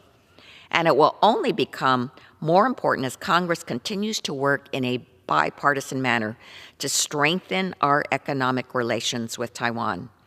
Last Congress, we approved the first phase of the U.S.-Taiwan Initiative on 21st Century Trade, negotiated by USTR and TECRO. And I have expressed my support for going even further and negotiating a comprehensive bilateral trade agreement with Taiwan. To unlock the benefits made possible by our strengthening partnership, we must ensure that businesses are not at a competitive disadvantage. I reserve the balance of my time. The gentlelady reserved. The gentleman from Missouri is recognized. Thank you, Mr. Speaker. I yield as much time as he may consume to the gentleman from Pennsylvania, Mr. Kelly, the chairman of the Tax Subcommittee. The gentleman from Pennsylvania is recognized. Mr. Speaker, I rise today in support of H.R. 33, the U.S.-Taiwan Expedited Double Tax Relief Act. This bill would be the first step in establishing an informal tax treaty with our ally Taiwan. Currently, Taiwan is our largest trading partner without a tax treaty. Through fair and reciprocal tax treatment, H.R. 33 would deepen our economic relationship with Taiwan, specifically our semiconductor and chip manufacturing industries, and secure strategic supply chains. America should not have to rely on foreign adversaries like China for our supply chains, and we can partner with better allies like Taiwan. If we've learned nothing from the pandemic, it's that we cannot rely on people who do not feel the same as we do to supply us with needed products. As the conflicts continue to rise across the globe, we must build our relationships with strong democracies like Taiwan. In recent years, we have watched China strengthen trade ties with nations across the globe, including American adversaries Iran and North Korea. China is also expanding its influence throughout the Western Hemisphere. The Monroe Doctrine in the Roosevelt Corollary stated very clearly back at the turn of the century of what could happen from the 1800s and going into 2000. And when you look at what's happening now, China now is at both ends of our Panama Canal. As you follow that 51 miles of the Panama Canal, China is on both sides of the canal. And they're saying, well, no, you don't understand. This is just for trade. Well, these can quickly be converted into something else. Look, as President Trump and I recently noted, the Panama Canal is a vital trade global route that includes 40% of all the U.S. container shipping. At some point, America must wake up to what is happening. We cannot rely on an adversary to supply us with needed goods, and then they make the decision of what they will send us or what they will not send us. Our ally in Taiwan, we need to have a stronger tie with them. I want to thank Chairman Ship, talking about shipping, I guess we can talk that way, but I want to thank Chairman Smith for sponsoring this critical piece of legislation.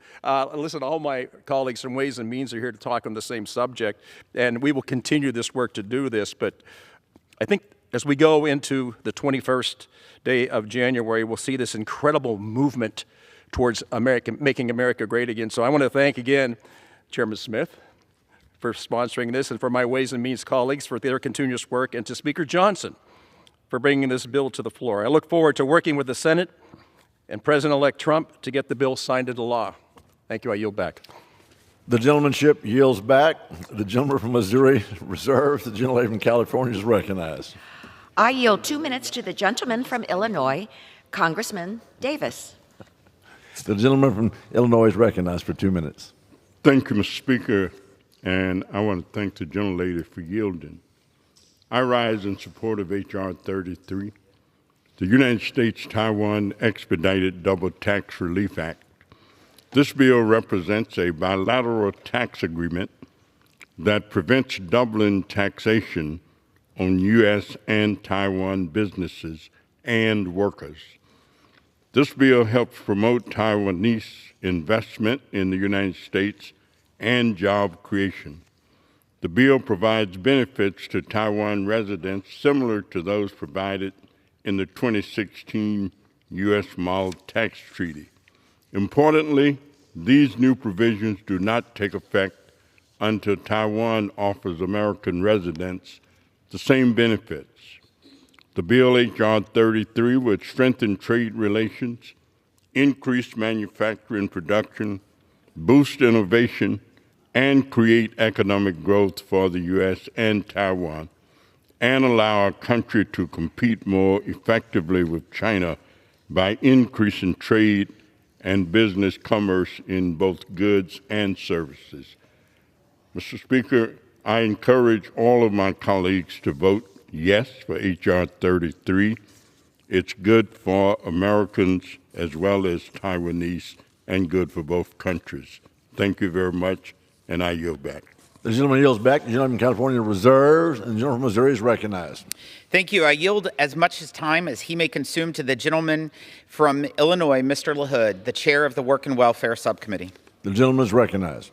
Well, thank you, Mr. Chairman, and I want to thank you for your leadership on this bill. Mr. Speaker, I rise today in strong support of the United States-Taiwan Expedited Double Tax Relief Act. In today's global economy, it is customary for the United States to enter into tax treaties with like-minded allies to lessen potential double tax burdens and encourage cross-border investment.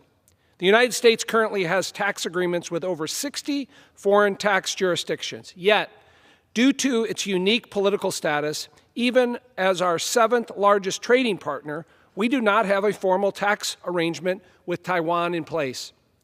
This bipartisan legislation before us today would finally change that. This bill makes necessary changes to our tax code to provide much-needed certainty to businesses and workers between our two countries. As a member of both the Ways and Means Trade Subcommittee and our Select Committee on China, I know how important our relationship with Taiwan is, both in terms of trade and national security.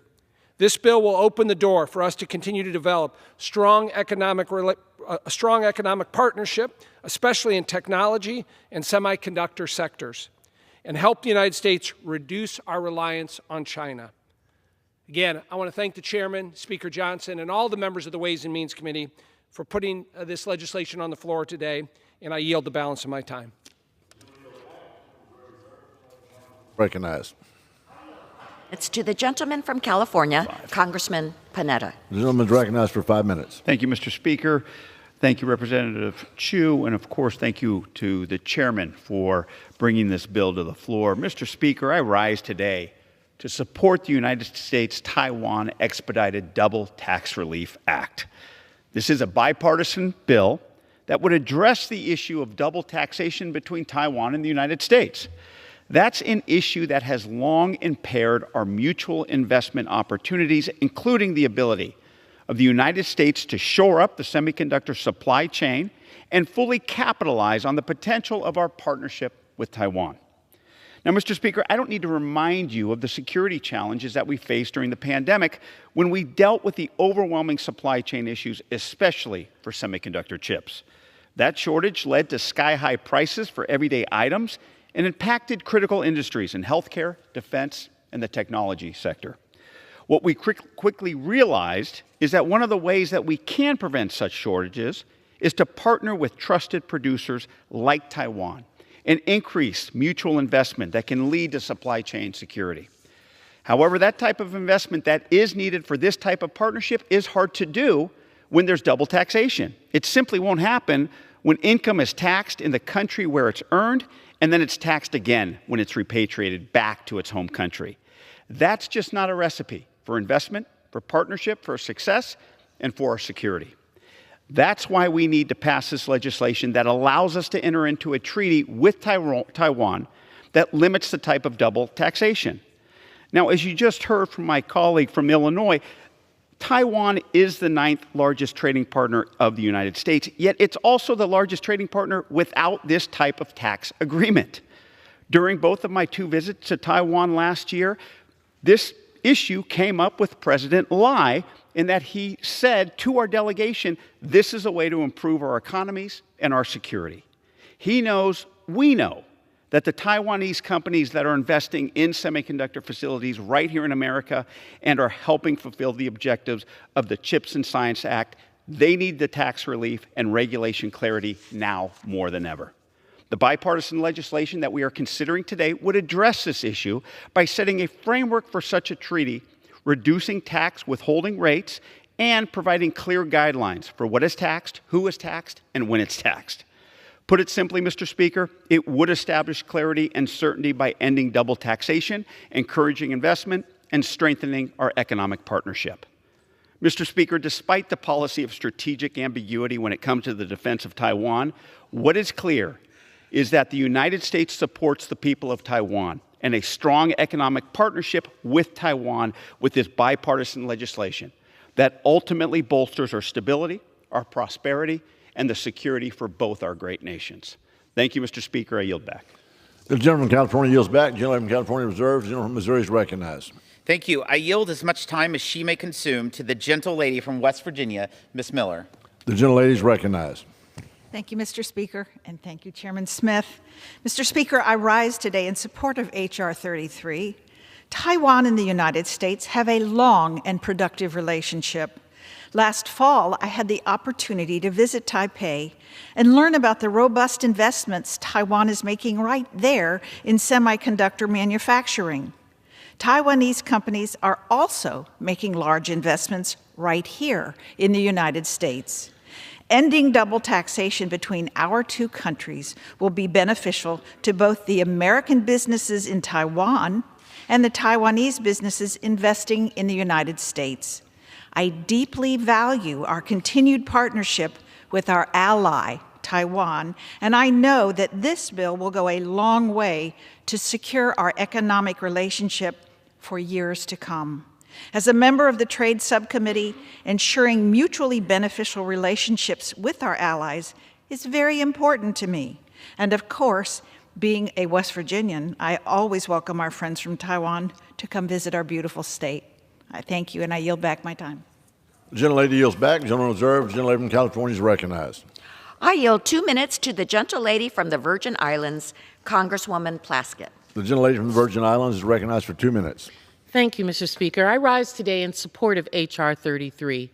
This legislation, supported by the Biden-Harris administration, is an opportunity for the United States to strengthen its economic ties with Taiwan. H.R. 33 creates a new section within the tax code to facilitate mutual investment from the United States into Taiwan and vice versa by reducing double taxation traps for Taiwanese residents with income from sources within the United States. By removing these traps, H.R. 33 facilitates the creation of strong domestic semiconductor ecosystem, creates jobs, and incentivizes investments in semiconductor technology and our American economy.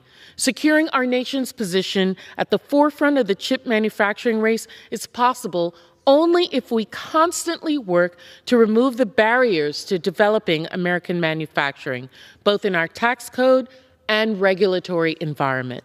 The United States and Taiwan have long shared a strong economic partnership powered by extensive two-way trade, and we must ensure that this partnership remains robust.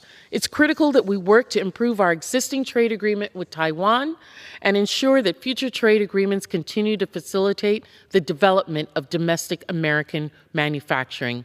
As elected officials, it's our responsibility to ensure the tax code works for the benefit of all. Supporting H.R. 33 makes certain our tax code reflects the values of fairness and trust. As a member in the 118th of the Intelligence Committee, I can tell you that this increased trade, both in the Pacific and viewed throughout the world, is helpful to America's strength. I yield back. The gentlelady yields back. The chair will receive a message. Mr. Speaker, messages from the President of the United States. Mr. Speaker, Madam Secretary. by the President of the United States to deliver to the House of Representatives messages in writing. The gentlelady from California reserved. The gentleman from Missouri is recognized. I yield as much time as he may consume to the gentleman from Oklahoma, Mr. Hearn. The gentleman from Oklahoma is recognized. Thank you, Mr. Chairman. Mr. Speaker, combating the CCP's malign influence across the globe demands strong partnerships and a sturdy backbone. Our partnership with Taiwan is critical to that goal. In 2023, I led a delegation to Taiwan where we met with former President Tsai and current President Lai. We saw firsthand the importance of the economic partnership between our great nations, a partnership meaningful not only in economic terms but in the true friendship and goodwill we share, as well as our common values. Taiwan is fighting for the very thing that our founding fathers did, freedom and opportunity. Taiwan does not ask for our support without bringing their own strengths to the table. They have increased investment in domestic research and development to improve their own deterrence capabilities and are invested heavily in the semiconductor industry here in the United States of America. Unfortunately, without a formal tax treaty with Taiwan, double taxation is deterring further Taiwanese investments in the United States. This unique issue requires a unique solution. H.R. 33 will alleviate the double taxation burden and in turn bolster the U.S. supply chain. I'm proud to support H.R. 33 today and urge all of my colleagues to vote yes. I yield back. Gentleman yields back. Gentleman from Missouri reserves. Gentlelady from California is recognized. I yield 1 minute to the gentleman from Massachusetts, Congressman Auchincloss. The gentleman is recognized for 1 minute. Mr. Speaker, I rise today in support of H.R. 33, the United States-Taiwan Expedited Double Tax Relief Act. This bill codifies the strong partnership between the United States and Taiwan by granting benefits to Taiwan's residents that invest in the United States without the undue burden of additional taxation. Taiwan's vibrant democracy and strong economy represent opportunity in the Indo-Pacific. In 2024, the United States was Taiwan's largest destination for its direct foreign investment, totaling more than $14 billion. To date, the United States has signed double taxation agreements with over 60 countries, including the People's Republic of China. It does not have one with Taiwan. The scope and severity of the threat from the Chinese Communist Party is crystallized in the Taiwan Strait, which is under constant harassment. The United States and Taiwan should help support each other's democracies through collaboration on countering disinformation and propaganda. We should go further to strengthen one another's economies through increased flows of trade and investment by negotiating expanded market access, common rules, and the end of this double taxation on Taiwanese investment in the United States. This is especially critical as we look to revive U.S. semiconductor manufacturing. As the United States seeks to strengthen our position in the Indo-Pacific, I yield an extra 30 seconds. The gentlelady yields to the gentleman the extra 30 seconds. The gentleman is recognized. I appreciate it. As the United States seeks to strengthen our position in the Indo-Pacific, let us commit to Taiwan as a long-term ally. I yield back. The gentleman yields back. The gentleman from California reserves. The gentleman from Missouri is recognized. Thank you. I yield as much time as he may consume to the gentleman from Texas, one of our newest members of the Ways and Means Committee, Mr. Moran. The gentleman from the great state of Texas is recognized. Thank you, Mr. Speaker. I rise in strong support of the United States-Taiwan Expedited Double Tax Relief Act. Taiwan companies in America, including those in critical semiconductor sectors, face double tax burdens due to the lack of a U.S.-Taiwan tax agreement. Taiwan is one of our largest trading partners without such a treaty, yet it supports more than 22,000 U.S. jobs and contributed $185 million to U.S. research in 2021. This bill addresses these issues by eliminating double taxation, reducing withholding tax rates, and clarifying residency rules. It strengthens our economic alliance with Taiwan, ensuring a reliable supply chain for semiconductors and reducing dependence on China and our adversaries. In my home state of Texas, Taiwanese tech companies are investing billions in advanced manufacturing, but double taxation threatens their ability to operate effectively. Today's bipartisan bill equips us to expand cross-border investment, safeguard critical supply chains, and push back against China's growing influence. Without this legislation, we risk alienating one of our strongest partners in the Indo-Pacific region, Taiwan. And we risk ceding more power to China in the Strait of Taiwan and isolating ourselves further on the global economic stage. That is simply unacceptable. This bill is critical to reaffirming our commitment to economic growth, national security, and the U.S.-Taiwan partnership. I urge my colleagues in Congress to support this vital legislation to do just that. With that, I yield back. Next yields back. The gentleman from Missouri reserves. The gentleman from California is recognized. I yield 2 minutes to the gentleman from California, Mr. Min. The gentleman from California is recognized for 2 minutes. Thank you, Mr. Speaker. I was just elected to represent California's 47th congressional district in the heart of Orange County, and we have quite a sizable Chinese-American population.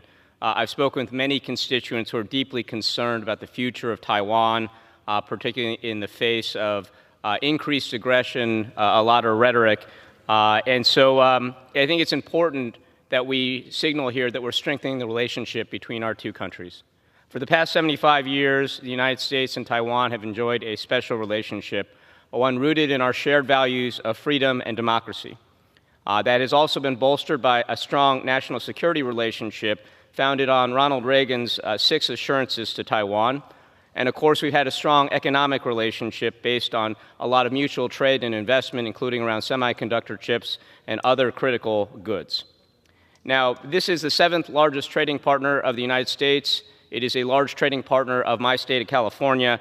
And I think it's important we end this regime of double taxation, continuing strengthening our ties, encouraging more economic investments, and ensuring that we are bolstering our national security. So I urge my colleagues to vote aye. I yield back. Bills back. The gentleman from California reserves. The gentleman from Missouri is recognized. Thank you, Mr. Speaker. I yield as much time as he may consume to the gentleman from Florida, one of the newest members as well to the Ways and Means Committee, Mr. Bean. The gentleman is recognized for 2 minutes. Thank you very much, Mr. Speaker, and thank you, Chairman Smith. Mr. Speaker, standing up to the Chinese Communist Party, it's a no-brainer.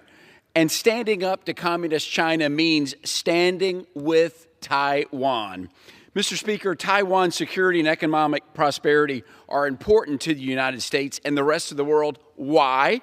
Because if anything were to happen to Taiwan, the effect on the global economy would be devastating. Here are the numbers. Taiwan is the United States' 7th largest trading partner, 10th largest export market, and 8th largest source of imports. And yes, Taiwan is the biggest trading partner without a deal with the United States. Today, Taiwan is and will remain one of our most strategic partners and allies in the region. This is not only because of our shared values of democracy, peace, and freedom, but also our economic ties.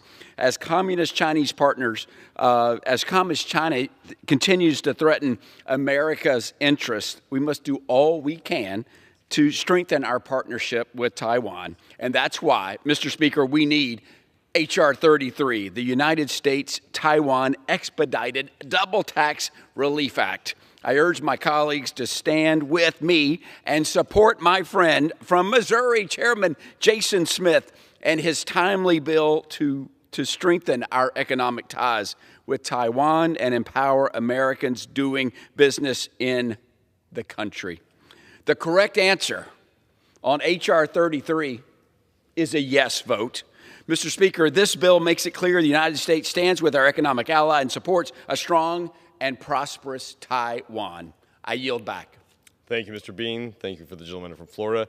The gentleman from Missouri is recognized. The gentleman reserves. The gentlewoman from California is recognized. Mr. Speaker, I reserve the balance of my time.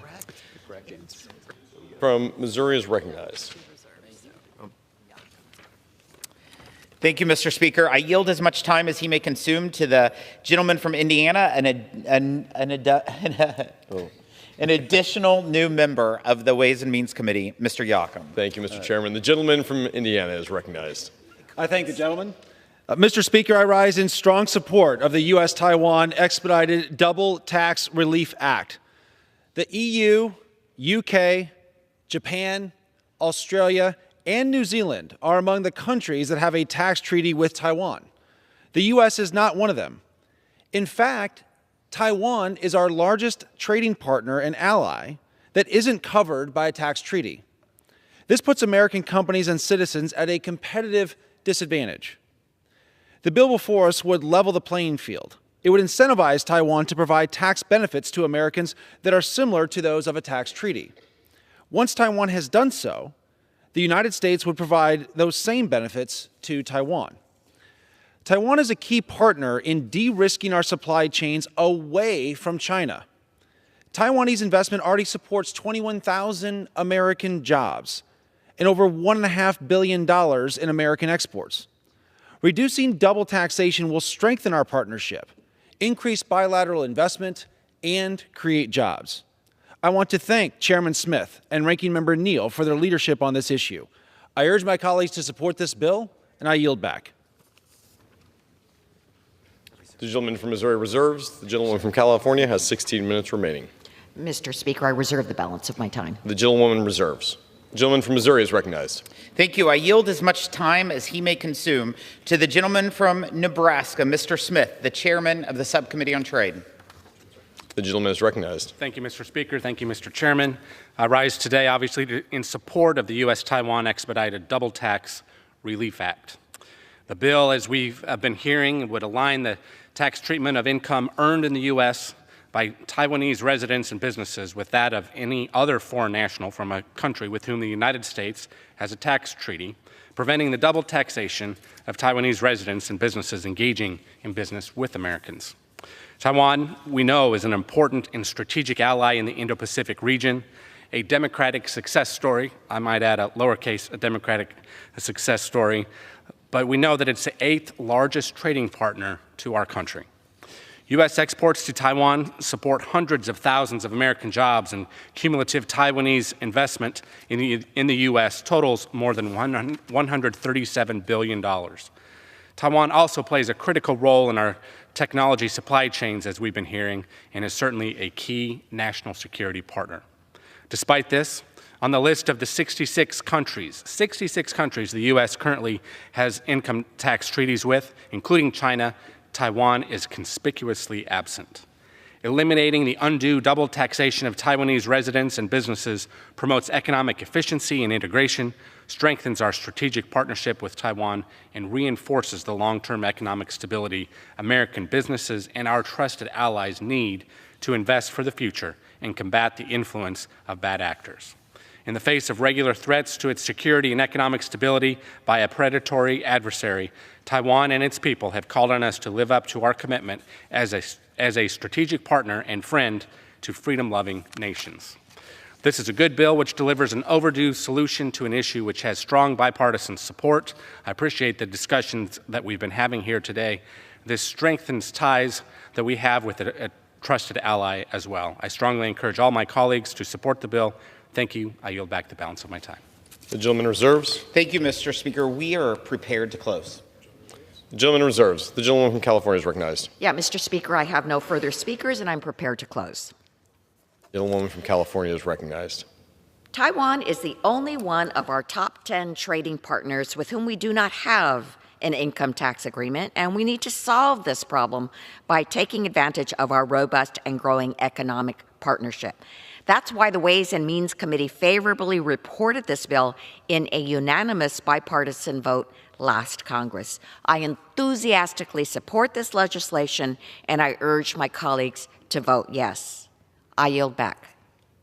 The gentlelady yields. The gentleman from Missouri is recognized. Thank you, Mr. Speaker. To continue to rely on China for critical items like semiconductors and chips is very dangerous. There is no reason America can't make those same items. This bipartisan bill will remove unfair tax barriers for American workers and businesses, strengthen our nation's manufacturing base, and grow jobs right here at home. The United States is Taiwan's largest trading partner without a tax treaty, and that means American workers are at a disadvantage. If the relationship between the United States and Taiwan is to serve as a defense against China, our workers must be on equal footing with one another. I hope my colleagues will join me in supporting this critical bill that will shift control over our economy away from China and back toward American workers and businesses.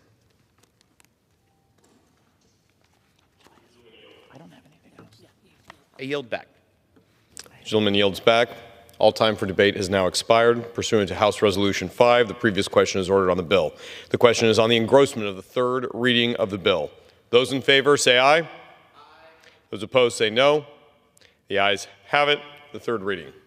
A bill to amend the Internal Revenue Code of 1986 to provide special rules for the taxation of certain residents of Taiwan with income from sources within the United States. The question is now on passage. Those in favor say aye. Aye. Those opposed say no. In the opinion of the chair, the ayes have it. For what purpose does the gentleman from Missouri seek recognition? Could we get the yeas and nays? The yeas and nays are now requested. Those favoring a vote by the yeas and nays will rise. A sufficient number having risen, the yeas and nays are ordered pursuant to Clause 8 of Rule 20. Further proceedings on this question will be postponed. Pursuant to Clause 12A of Rule 1, the chair declares the House is recessed, subject to the call of the chair. You guys are good.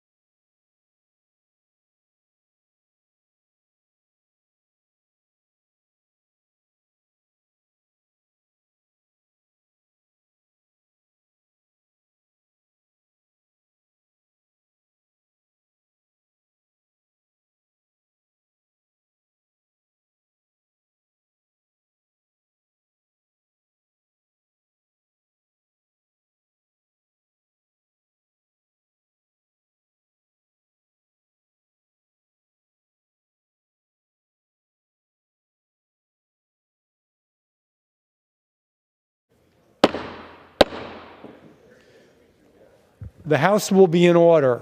Proceedings will resume on questions previously postponed. Votes will be taken in the following order. Motions to suspend the rules and pass H.R. 164 and H.R. 144 and passage of H.R. 33. The first electronic vote will be conducted as a 15-minute vote. Pursuant to Clause 9 of Rule 20, remaining electronic votes will be conducted as 5-minute votes.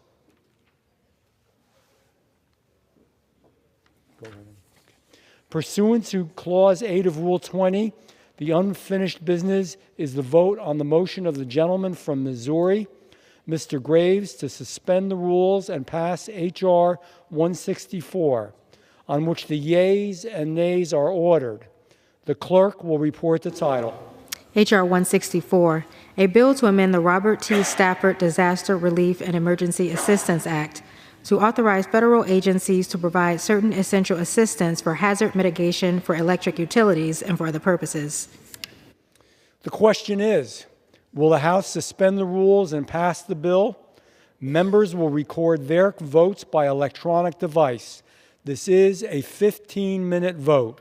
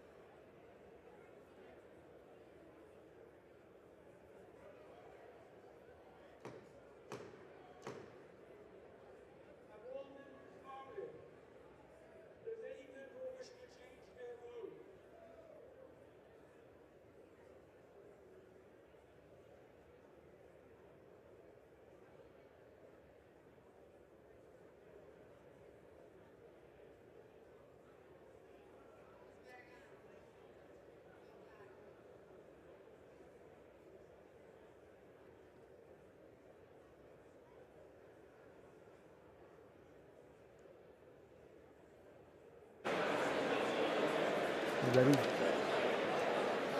On this vote, the yeas are 411. The nays are 2. 2/3 being in the affirmative.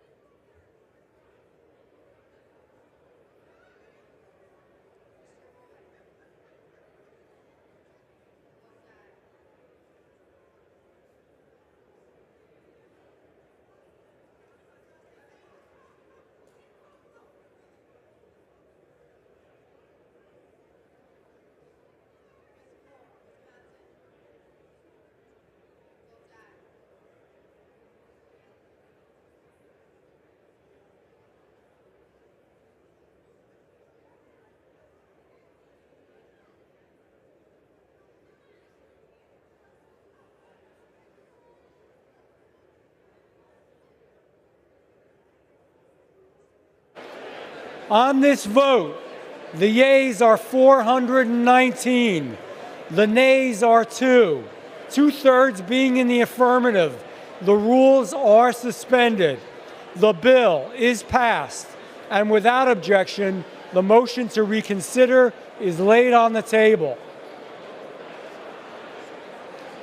Pursuant to Clause 8 of Rule 20, the unfinished business is the vote on the motion of the gentleman from Missouri, Mr. Graves, to suspend the rules and pass H.R. 144, on which the yeas and the nays are ordered. The clerk will report the title. H.R. 144, a bill to provide that the Federal Reports Elimination and Sunset Act of 1995 does not apply to certain reports required to be submitted by the Tennessee Valley Authority and for other purposes. The question is, will the House suspend the rules and pass the bill? Members will record their vote by electronic device. This is a 5-minute vote.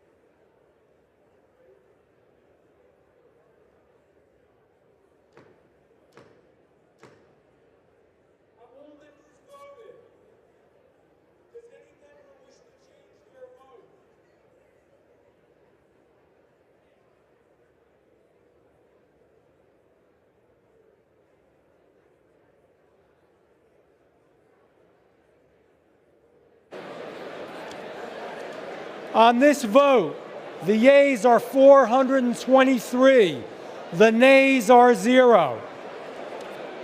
2/3 being in the affirmative, the rules are suspended. The bill is passed. And without objection, the motion to reconsider is laid on the table.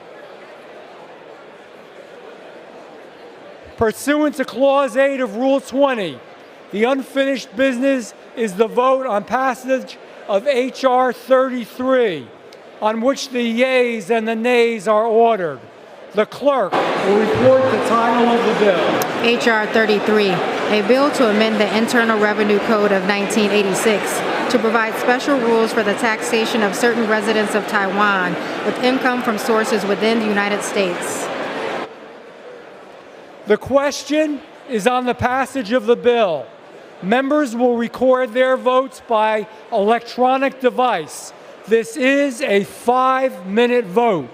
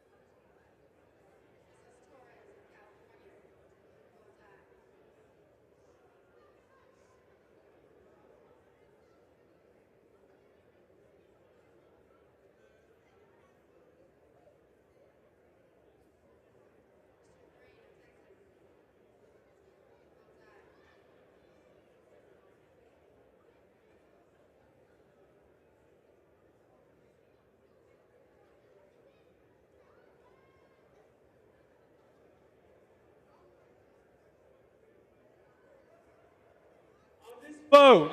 The yeas are 423. The nays are 1. The bill is passed. Without objection, a motion to reconsider is laid on the table.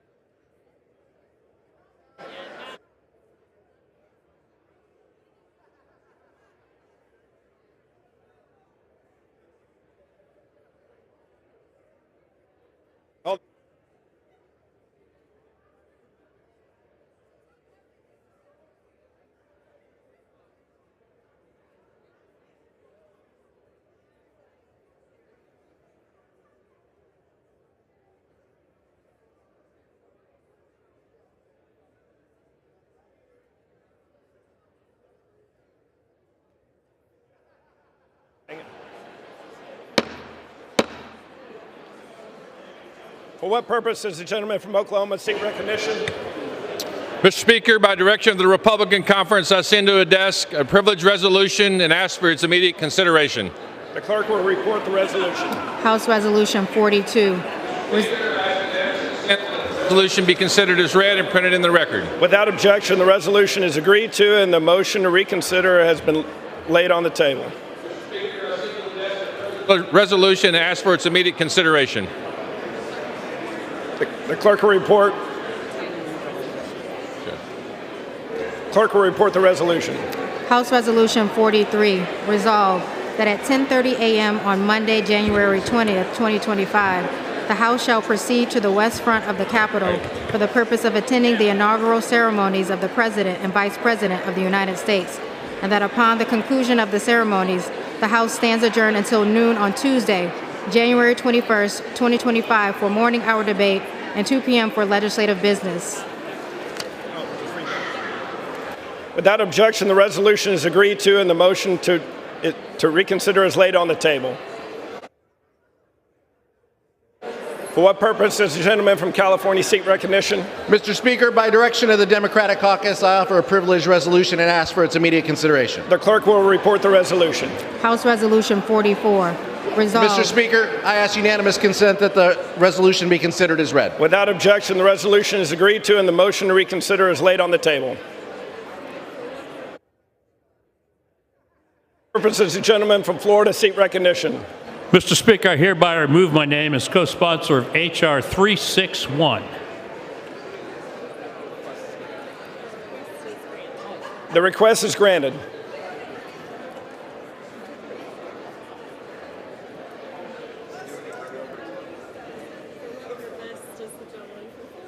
For what purpose does the gentleman from Florida seek recognition? Mr. Speaker, I ask unanimous consent that when the House adjourns today, it adjourn to meet at 9 a.m. tomorrow. Without objection.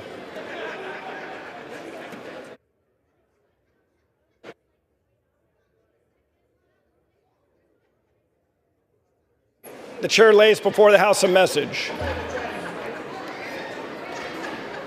To the Congress of the United States.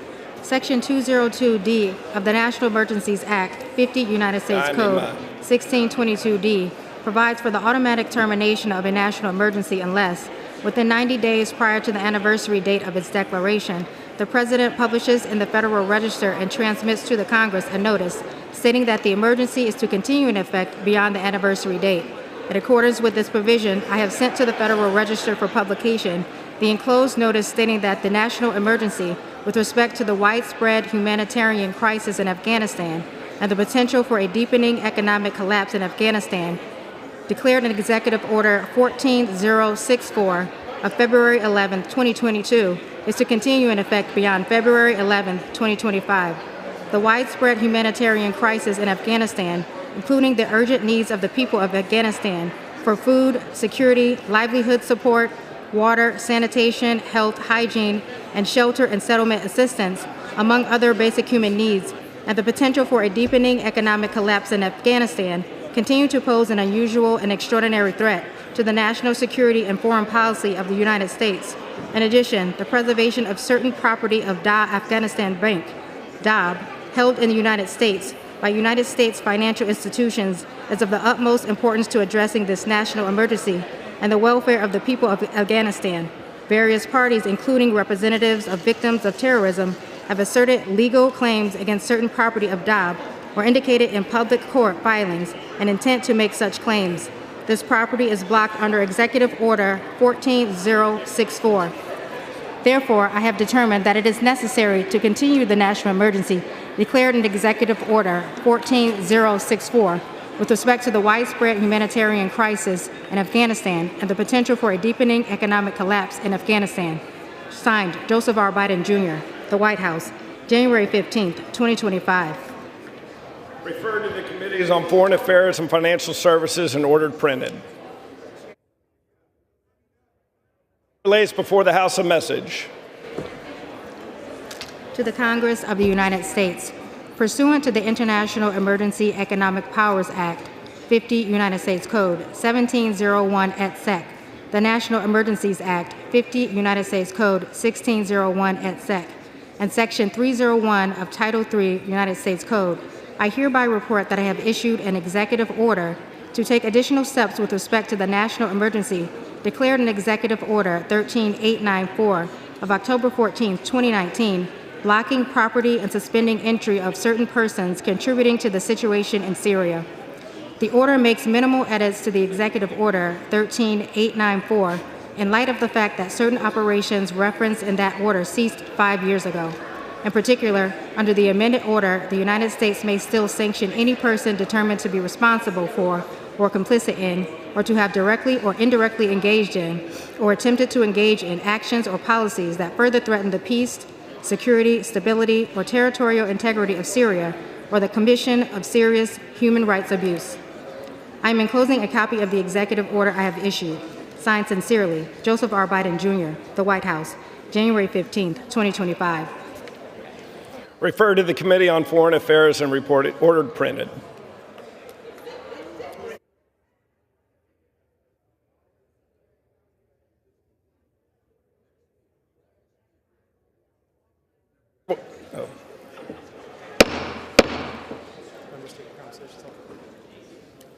Members, please take your conversations off the floor. The chair will now entertain requests for 1-minute speeches. For what purpose does the gentleman from Virginia seek recognition?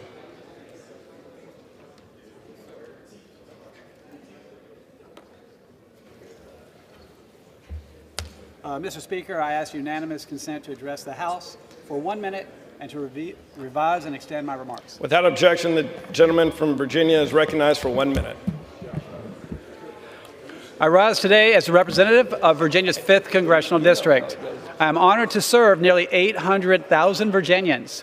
Virginia, thousands of miles from the border. The gentleman will suspend. Members, please take your conversations off the floor. Should I start over? Start all over? The gentleman is recognized. I'm going to start over. Okay. Start over. All right, here we go. I rise today as a representative of Virginia's 5th Congressional District. I'm honored to serve nearly 800,000 Virginians. Virginia, thousands of miles from the border, is a border state. Every county, city, and town is a border county, city, and town under the current administration. Last week, I voted on my first bill, the Laken-Riley Act. Illegal aliens are robbing, sexually assaulting, and murdering American citizens.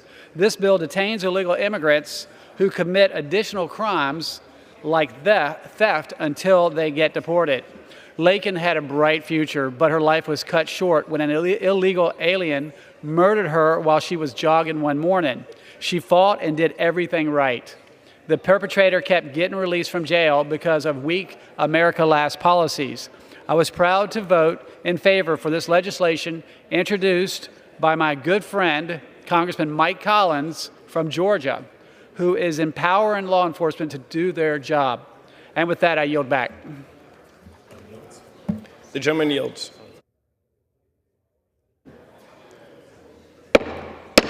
The House will be in order. For what purpose does the gentlelady from Minnesota seek recognition? Seek permission to address the House for 1 minute, advise, and extend my time. Without objection, the gentlewoman is recognized for 1 minute. No. Okay, how do we make this go down? Put your foot on the pedal and hold the.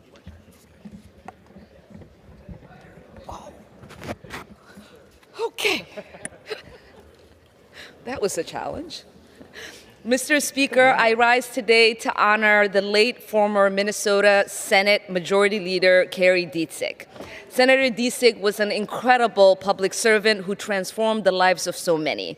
During her historic tenure, Senator Dietzig led the Minnesota legislature in passing significant investments in our state's public education system, transportation infrastructure, affordable housing, and green economy.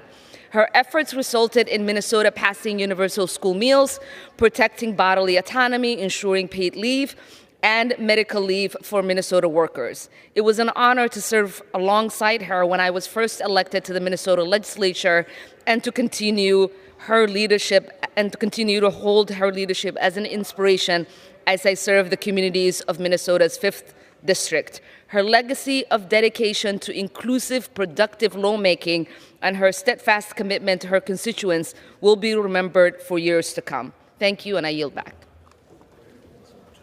The gentlelady yields. For what purpose does the gentleman from Tennessee seek recognition?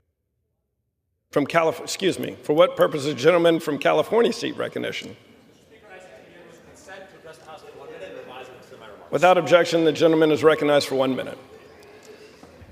Mr. Speaker, I rise to stress the importance of providing prompt relief to the victims of the ongoing disaster nightmare in Los Angeles. The relief measure should include direct support for rebuilding and recovery, along with safeguards to assure that that support gets to victims as quickly and as efficaciously as possible.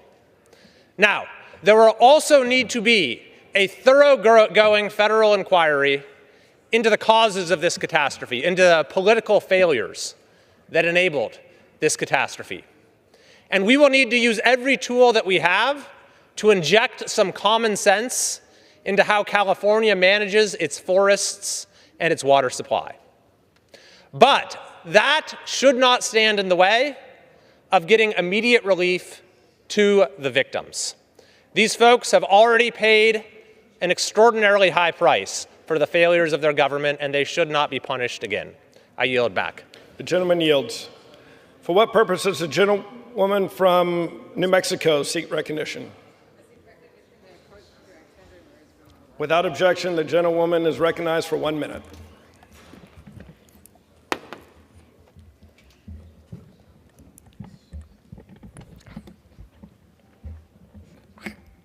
It's not going round.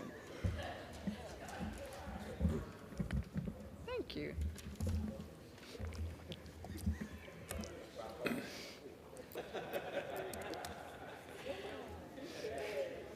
Okay, we're ready now? Okay. Gentlelady is recognized. This image could be from the California wildfires, but it's not.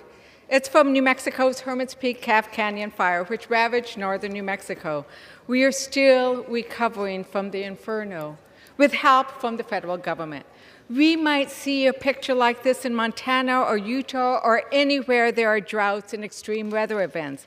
When disaster hit New Mexico, my colleagues supported our state, including recently Speaker Johnson and my Republican friends. I am grateful that we acted as one. When hurricanes hit North Carolina, Florida, and Georgia, we supported the recovery in those states without conditions because that's what we do. Americans don't turn their backs on each other. That should not change with California. They need our help. New Mexican firefighters are there helping. Congress must help too, without placing conditions on emergency disaster aid. Let's act as one United States in face of this disaster. Mr. Speaker, I yield back. The gentlewoman yields. For what purpose does the gentleman from Tennessee seek recognition? Thank you, Mr. Speaker. I seek unanimous consent to address the House for 1 minute and to revise and extend my remarks. Without objection, the gentleman is recognized for 1 minute. Thank you, Mr. Speaker.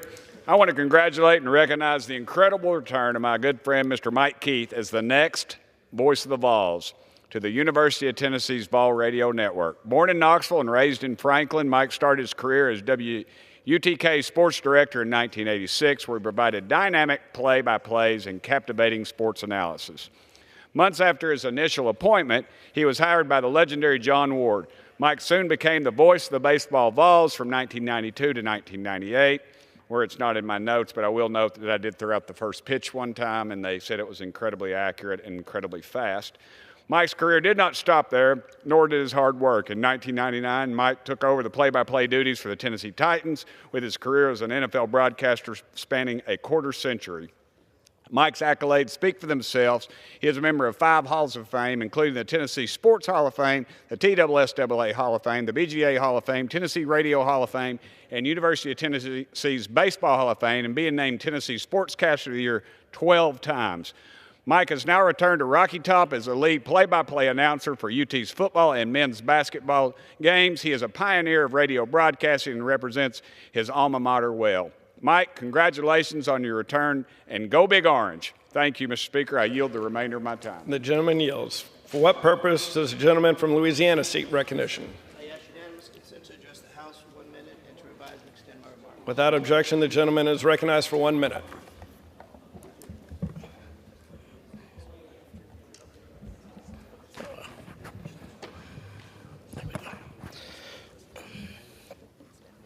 Thank you, Mr. Speaker. I rise today in memory of Martin Tiger Besh, William Billy DeMeo, Elliot Wilkinson, Nicole Perez, Kareem Badawi, Brandon Taylor, Nicaraya Dido, Matthew Tendario, Hubert Gautreaux, Edward Pettifer, Drew Dolphin, Terrence Kennedy, and Latasha Polk.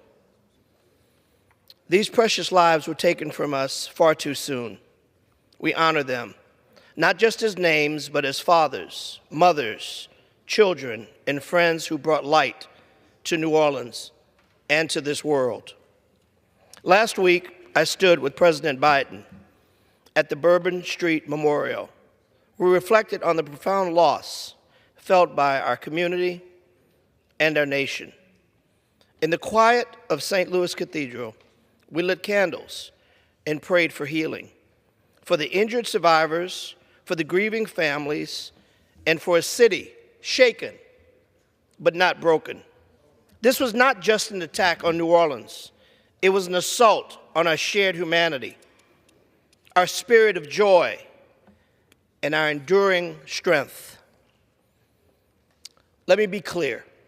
New Orleans will never let these lives be forgotten.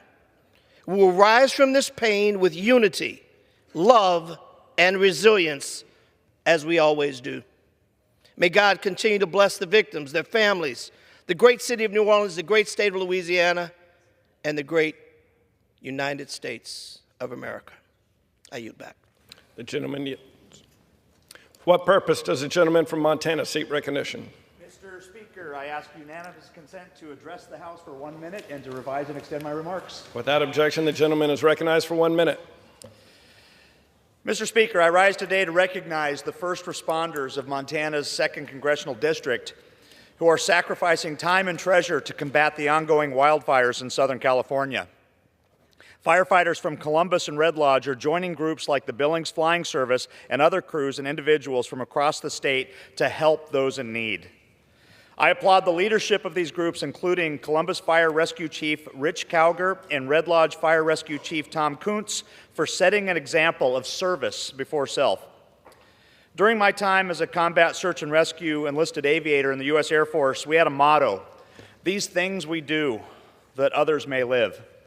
These men and women exemplify that motto, so I ask that you join me in praying for and honoring these brave Montanans who have traveled far and wide and put themselves in harm's way to protect the lives and property of their fellow Americans.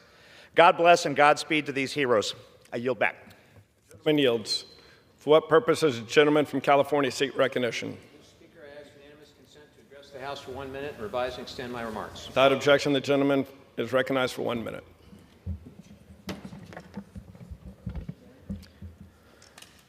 Mr. Speaker, some House Republicans are threatening to withhold disaster aid to California unless certain unknown conditions are met. There's even talk about attaching disaster aid to an increase in the debt ceiling. My friends, this could be your state. Never in our nation's history has the federal government placed such politically driven conditions on disaster aid to its own citizens. We can have good faith debates about water policy and infrastructure deficiencies, and we should, but that's not what this is about. This is a bad faith effort to use California as a punching bag. This is about the promotion of half-truths, conspiracy theories, and outright lies. Not to mention it's a way out for House Republicans. They can't raise the debt ceiling on their own, so they want to tie that to disaster aid. It's unconscionable. To my Republican friends, it's unacceptable and downright shameful to use the suffering of Californians in need, or anyone in need, to solve your internal political disputes. Please stop. Stop playing games. Let's get the disaster aid to the people who need it, and let's do it now. Thank you, and I yield back. The gentleman yields. For what purpose does the gentleman from South Carolina seek recognition? Unanimous consent to address the House for 1 minute to revise and extend my remarks. Without objection, the gentleman is recognized for 1 minute.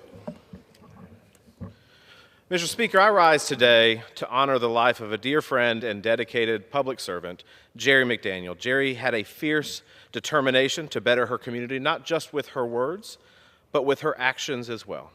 She was a resident of North Myrtle Beach for nearly 22 years, where she was active in her community, including the Horry County Republican Women's Club, and she was a true pillar of the South Carolina conservative movement. In 2016, Jerry worked for President Donald Trump, helping secure a historic victory. In 2020, she served as an elector to our Electoral College, helping to assign our state's 9 votes to President Donald Trump. Jerry's personality was infectious. She was an incredibly hard worker, and she had the unique ability to inspire others to work diligently for the conservative cause. Through all that she accomplished, one thing remained constant: her passion for improving the lives of South Carolina and our great country. Her conviction, her fearless leadership, and willingness to serve will no doubt leave a lasting legacy for all who knew her. Thank you, Mr. Speaker, and I yield my time. The gentleman yields. For what purpose does the gentlewoman from Ohio seek recognition? I request unanimous consent to address the House and to extend and revise my remarks. Without objection, the gentlewoman is recognized for 1 minute. Thank you, Mr. Speaker. Today I rise to recognize Christopher Brooks as Ohio's 13th Congressional District Champion of the Week. Christopher is a senior AP art student at Canton McKinley High School. This year he was awarded a gold key, 2 silver keys, and an honorable mention in the Regional Scholastic Art Competition. Christopher's beginnings in art started in kindergarten, where he used his creative skills to make unique constructions out of Lego blocks. Fast forward to high school, he has taken his passion for art to the next level by creating beautiful color pencil works and oil paintings. Christopher's work that earned him a gold key will now be considered for a national award. Congratulations to Christopher on this fantastic accomplishment, and good luck as you move on to represent our region on the national stage. You are a shining example of why Ohio's 13th Congressional District is known as the birthplace of champions. Thank you, Mr. Speaker, and I yield back. The gentlewoman yields. For what purpose does the gentleman from California seek recognition? Unanimous consent to address the House for 1 minute and revise my remarks. Without objection, the gentleman is recognized for 1 minute. Mr. Speaker, Governor Gavin Newsom's high-speed rail project has been a symbol of fiscal mismanagement, and now the Department of Government Efficiency here in D.C., known as DOGE, is stepping in to examine the situation as well. Originally projected to cost $33 billion back in 2008, the price tag has now ballooned closer to $130 billion. Despite an initial completion date for 2020, now it's at best by about 2030, maybe even 2035. Zero passengers have even ridden on the thing because it's not possible yet. This boondoggle has already consumed $6.8 billion in federal funds of all U.S. taxpayers.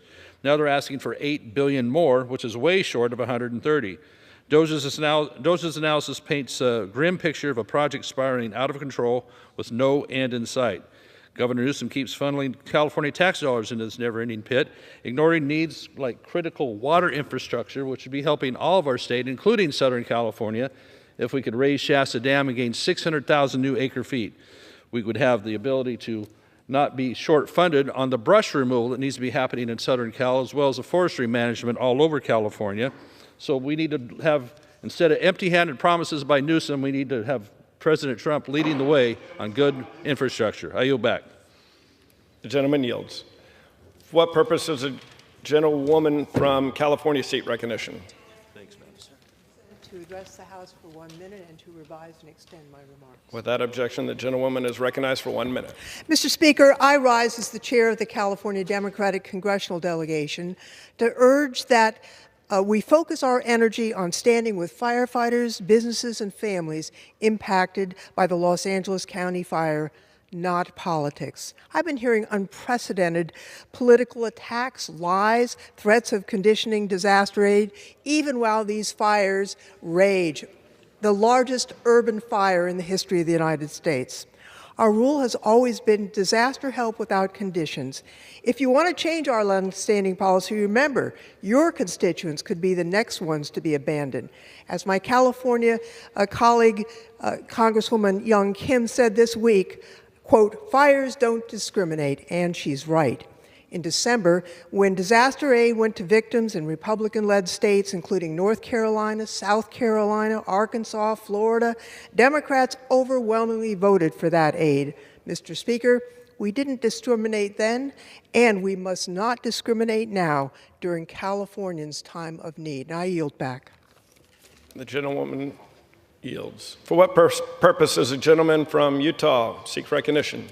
Mr. Speaker, I ask unanimous consent to address the House for 1 minute and to revise and extend my remarks. Without objection, the gentleman is recognized for 1 minute. Mr. Speaker and colleagues, I rise today to introduce myself as I undertake this awesome responsibility to serve the citizens of Utah's 3rd Congressional District. My name is Mike Kennedy, and I am both a physician and an attorney. As a doctor, I'm a trained listener. As a lawyer, I'm a trained advocate. As a legislator, I intend to honor the promises I made to my constituents when I asked for their votes, to take seriously the problems we confront, which include a porous border and a massive national debt. I will be a foe to those who would work to turn the people over to the government, and a friend to those who will turn the government over to the people.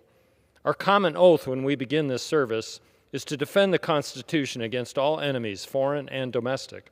It is a call to actively search for all that unites us in our common citizenship without fear or favor.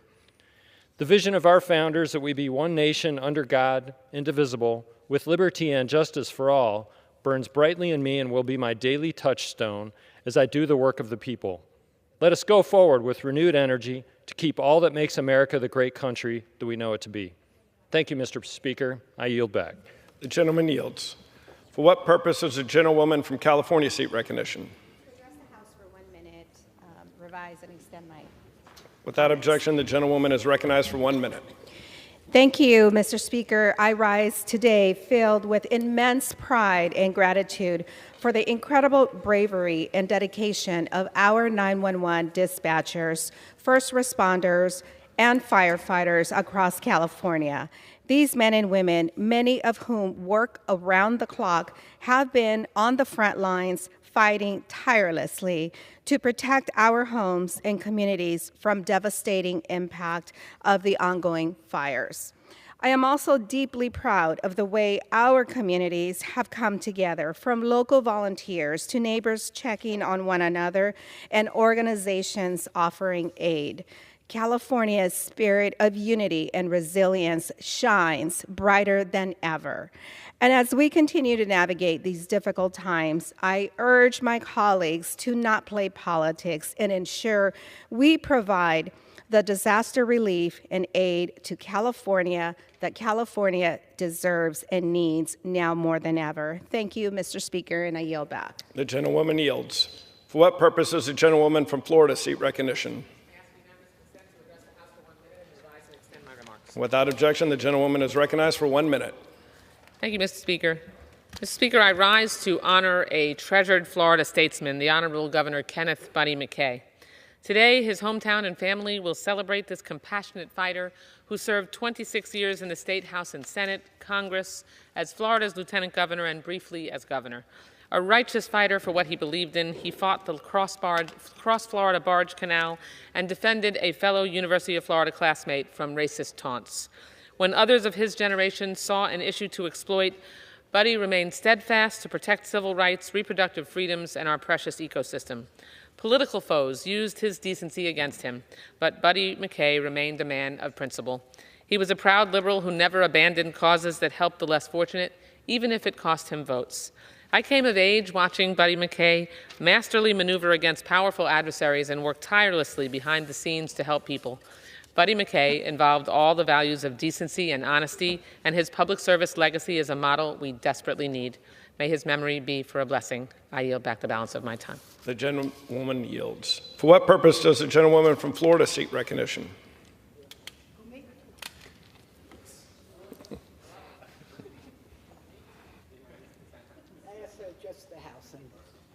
Without objection, the gentlewoman is recognized for 1 minute. Is this right? Okay. Thank you, Mr. Speaker. Today I rise to say thank you, President Biden and your team, for your relentless perseverance and leadership in securing a needed agreement between Israel and Hamas that includes the release of 33 hostages who have endured unimaginable suffering. This breakthrough is a testament to unwavering U.S. diplomacy and steadfast support for Israel, and is a profound moment of relief and joy for loved ones who never gave up hope. With that said, Mr. Speaker, this mission is not over. We must remain resolute, bringing every hostage home, delivering humanitarian relief where needed, ensuring Israel's security, and laying the foundation for a lasting peace in the Middle East. And I yield back. The gentlewoman yields. For what purpose does the gentlewoman from Ohio seek recognition? I ask unanimous consent to address the House for 1 minute to revise and extend my remarks, please. Without objection, the gentlewoman is recognized for 1 minute. Mr. Speaker, during this week in Washington, I have heard certain cunning, power-hungry individuals invoke the name of Jesus to blasphemously whitewash their own awful transgressions against the Ten Commandments and their dehumanization of God's precious creatures. I don't expect the coarse subject of my concern will hear nor even comprehend the biblical verse I wish to enter into the record, Matthew 25:31-46. Someday may these prevaricators face a reckoning in which the Lord of all lords will judge. And I quote, "Truly, I tell you, whatsoever you do for the least of my brethren, that you do unto me." So be it. I yield. The gentlewoman yields. For what purpose does the gentleman from California seek recognition? I request unanimous consent to address the House for 1 minute and to revise and extend my remarks. Without objection, the gentleman is recognized for 1 minute. Thank you, Mr. Speaker. Less than 4 weeks ago, Congress passed the American Relief Act that provided disaster aid to states such as Florida, South Carolina, and Oklahoma. Did Democrats demand conditions on this aid because it went to red states? No, because we are all Americans. We are all God's children. Congress has never put conditions on disaster aid because when Mother Nature strikes, she doesn't ask for your party affiliation before she hurts you. And the people that were hurt in the fires in Southern California were children and parents and grandchildren who lost their homes or lost their loved ones. So I am asking Republican members of Congress to please stop using the pain and suffering of disaster victims for your own political purposes. It is not American, it is not Christian, it is not moral. I yield back. The gentleman yields. For what purpose is the gentleman from California seek recognition? Mr. Speaker, to address the body for 1 minute without objection. Without objection, the gentleman is recognized for 1 minute. Mr. Speaker, I rise today to honor the life and legacy of my very good friend, Orange County Superintendent of Schools, Dr. El Mijares, who passed away after a long battle with cancer. Dr. Mijares was a champion for our students to prepare them for college and careers. During 2022, over 90% of Orange County high school graduates graduated on time, beating the California average. During Mr. Mijares' tenure, he also fought to make Orange County a better place to live for everyone. He established the 1 Billion Acts of Kindness initiative, allowing Orange County residents to honor acts of kindness. And he never stopped fighting to make our communities better. Dr. Mijares, my good friend, your legacy lives, and we will never forget the passion for education that you showed us and your efforts to create future leaders for our great nation. We will miss you, Al. Thank you, Mr. Speaker. I yield. The gentleman yields. For what purpose does the gentleman from California seek recognition?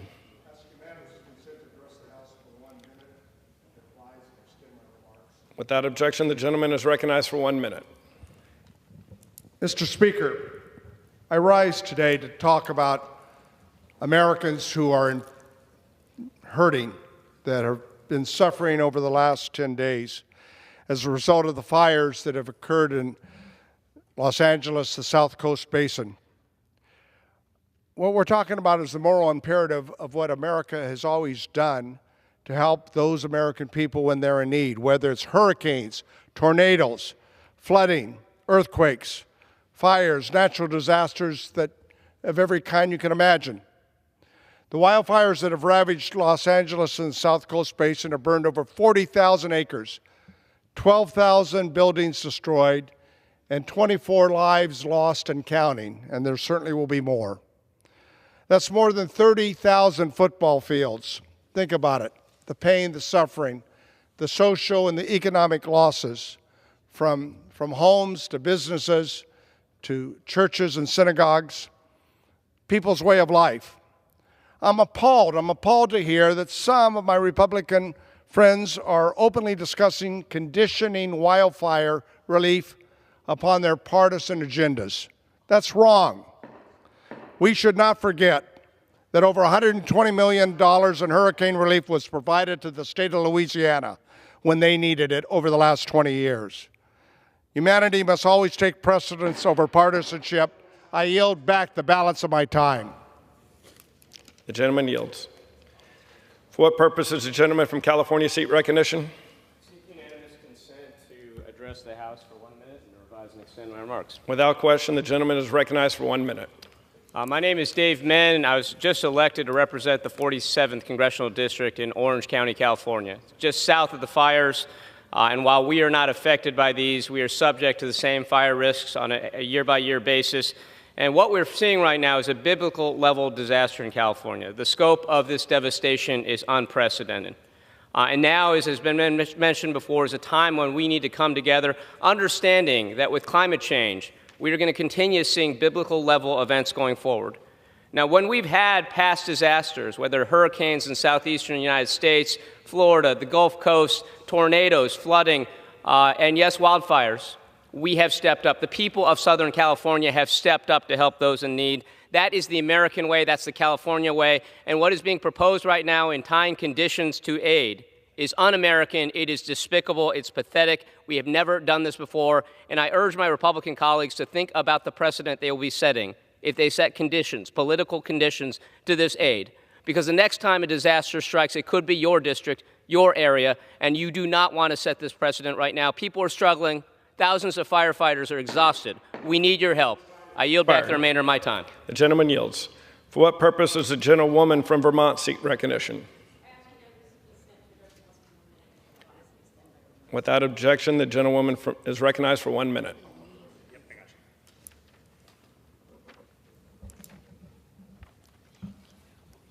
Mr. Speaker, as families in Los Angeles and the surrounding areas grapple with horrible devastation, loss of homes, community, loss of life and livelihoods, I'm disgusted to hear that Republican leadership, Speaker Johnson, is planning to use this tragedy for political gain and withhold aid from California.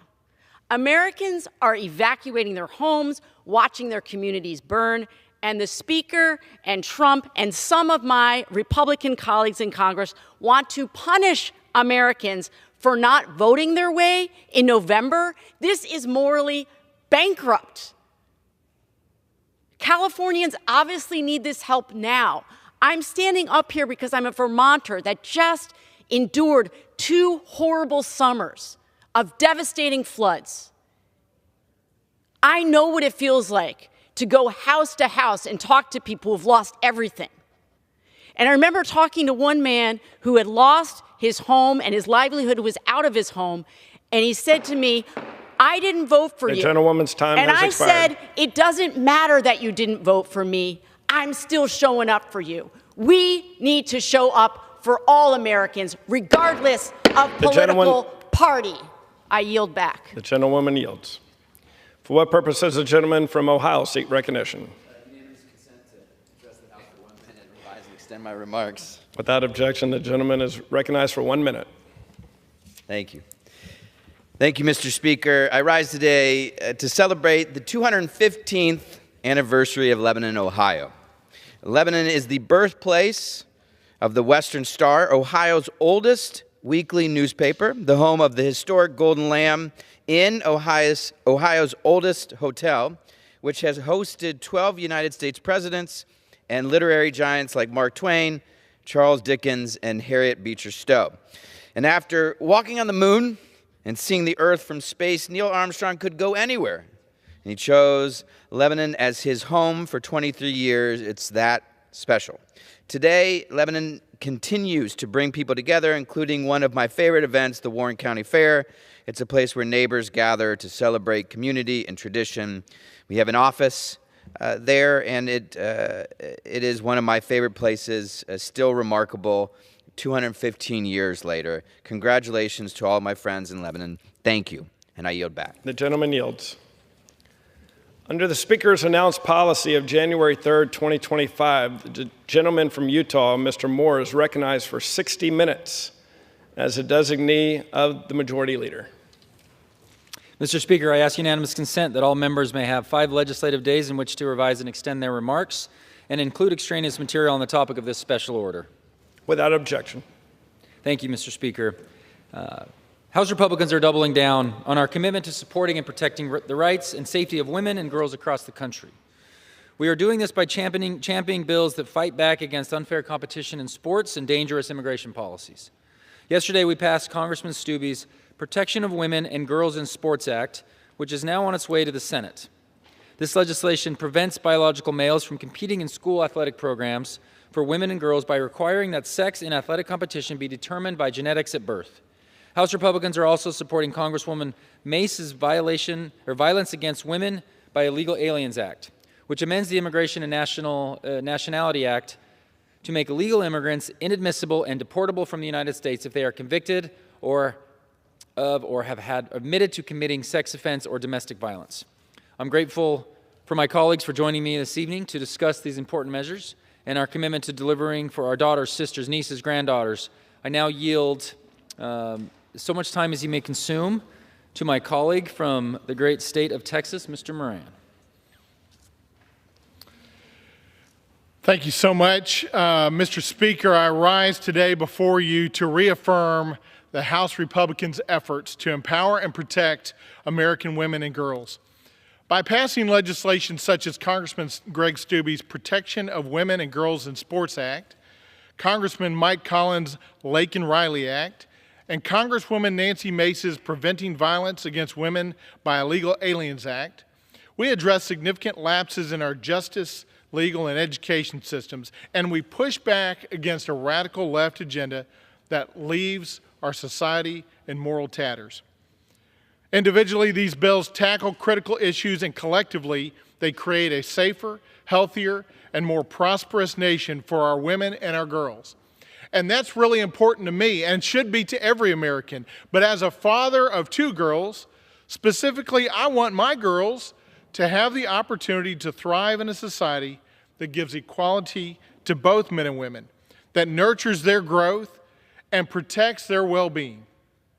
I do not want to be part of a society that places them at greater risk and reduces their opportunities in this country.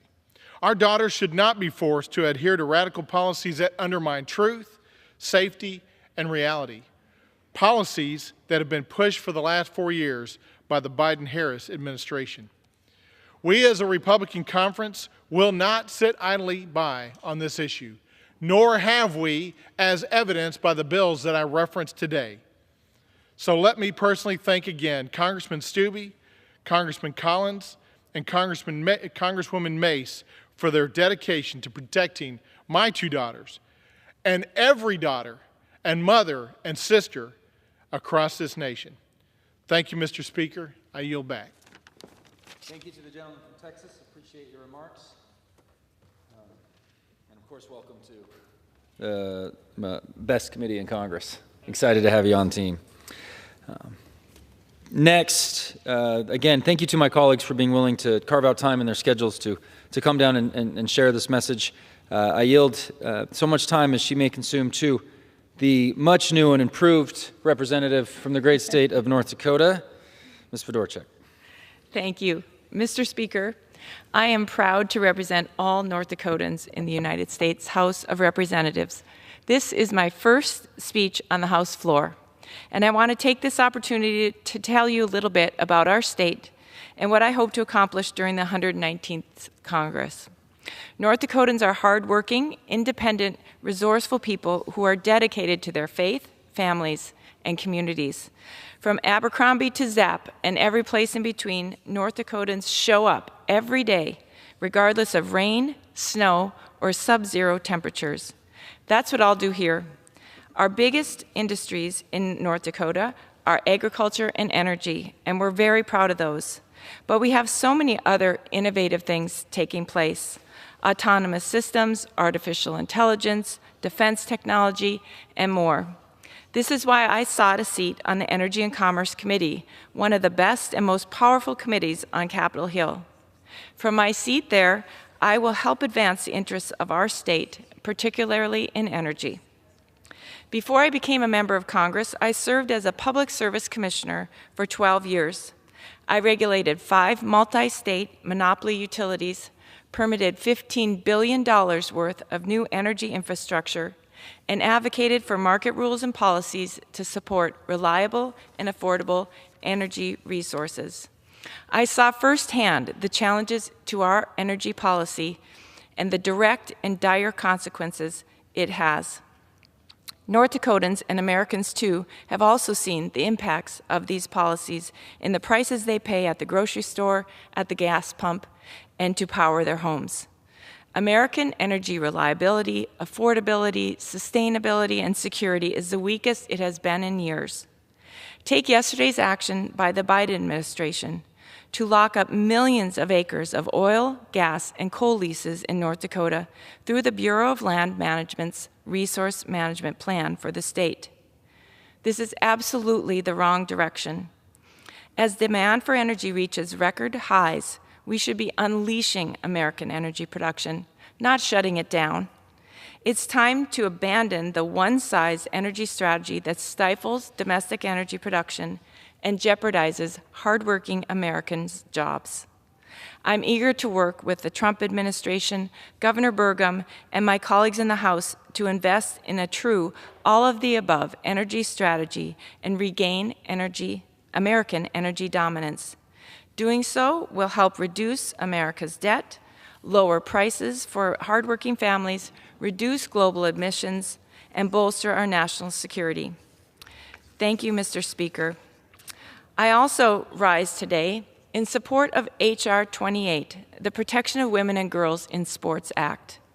This legislation seeks to make sure women and girls have the opportunity to compete on a fair playing field by requiring schools to comply with the Title IX recognition of a person's gender at birth.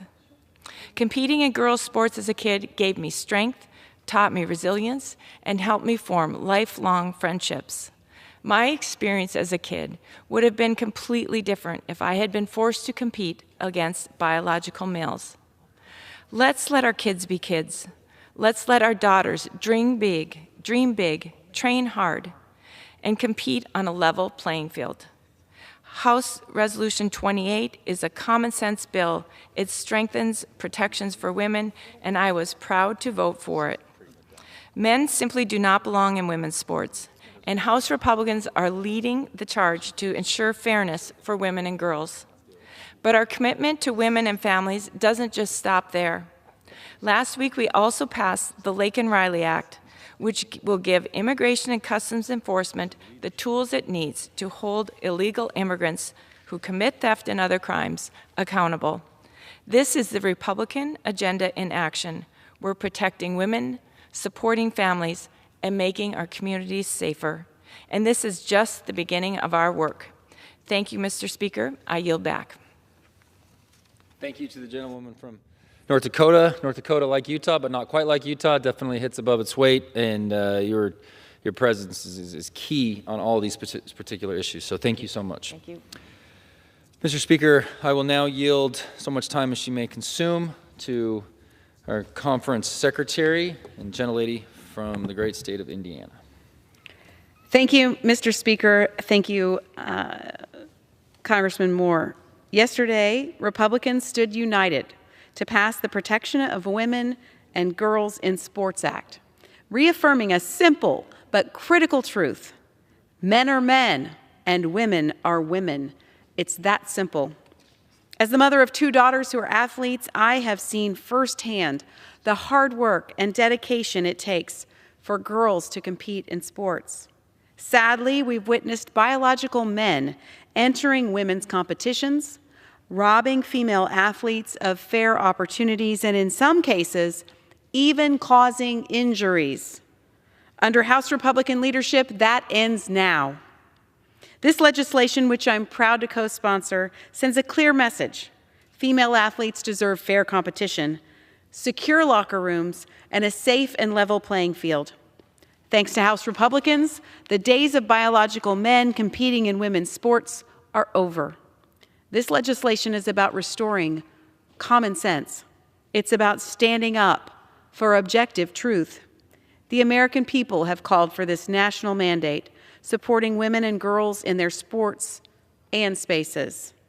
And thanks to Republican leadership, we are delivering on that promise. I'm proud to stand with Congressman Stubbe on the side of fairness, safety, integrity, and the protection of women's sports. Thank you, Mr. Speaker, and I yield back.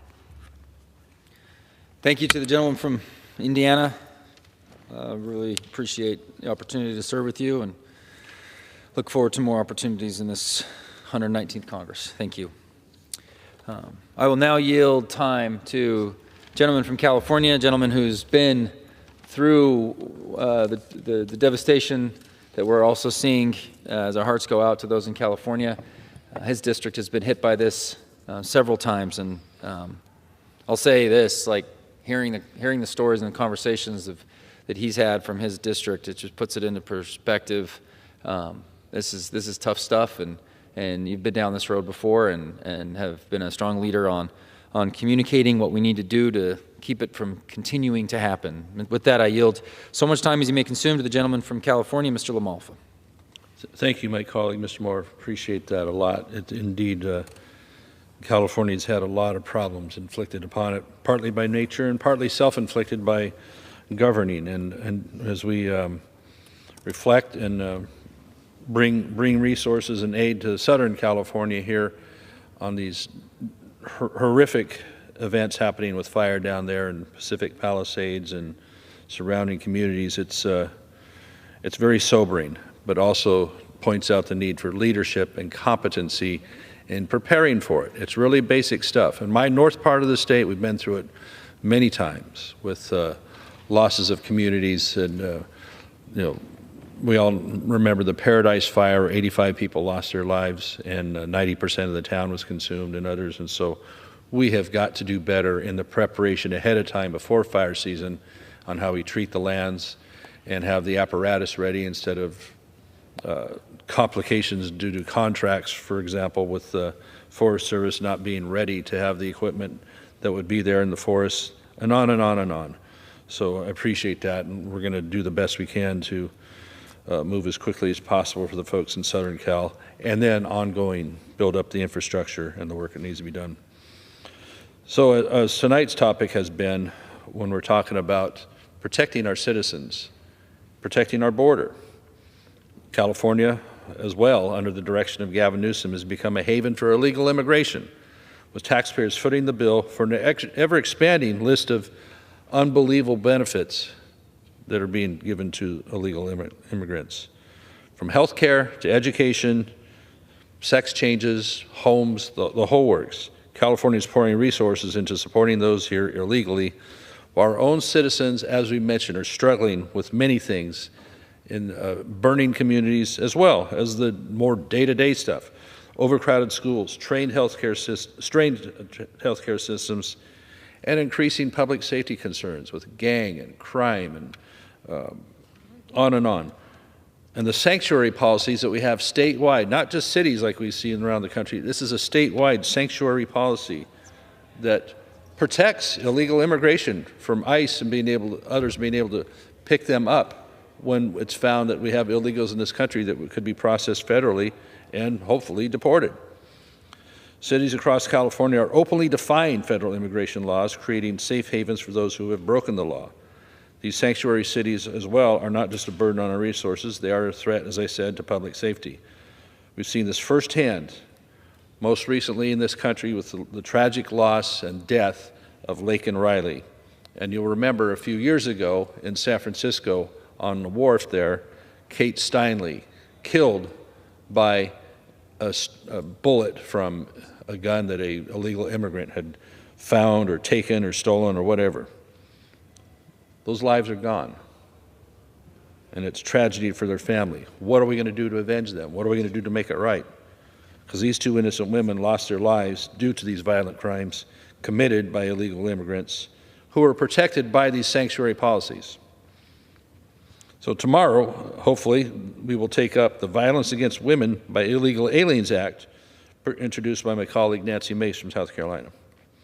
This crucial bill aims to close the loopholes that will allow violent offenders to slip through the cracks and continue to pose a threat to our country. It's high time we prioritize the safety and security of our citizens, so the needs of our people, particularly women who would be and have been the victims of these violent crimes. In my home state, California's approach is not sustainable. We are overcrowded with crime, overrun, gangs, and broken services, as I mentioned.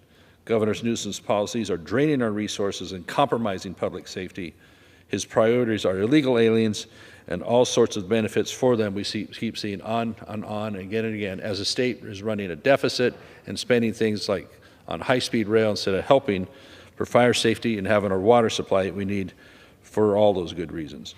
Instead of prioritizing the well-being of California, the state is offering a free pass again and again and again to those coming into the country illegally, and we become the state that is the magnet for all of it away from the other states. So, as we've said, it's a high time to put a stop to this. Let's stand behind this legislation, the Preventing Violence Against Women by Illegal Aliens Act, and ensure that we're doing everything possible to protect our cities and the people that will live within them, especially the women, as like we think of Laken Riley, Kate Steinle, and too many others who have already paid the ultimate price. We need to focus entirely on the needs of folks like that, and hopefully there will be some sense of closure or satisfaction for their families to see at least we've done the right thing ultimately. And with President Trump coming in just a few short days, I think we can finally get the momentum to do what we need to do with enforcing our border and allowing legal immigration, allowing people that we invite into the country. We're still for immigration.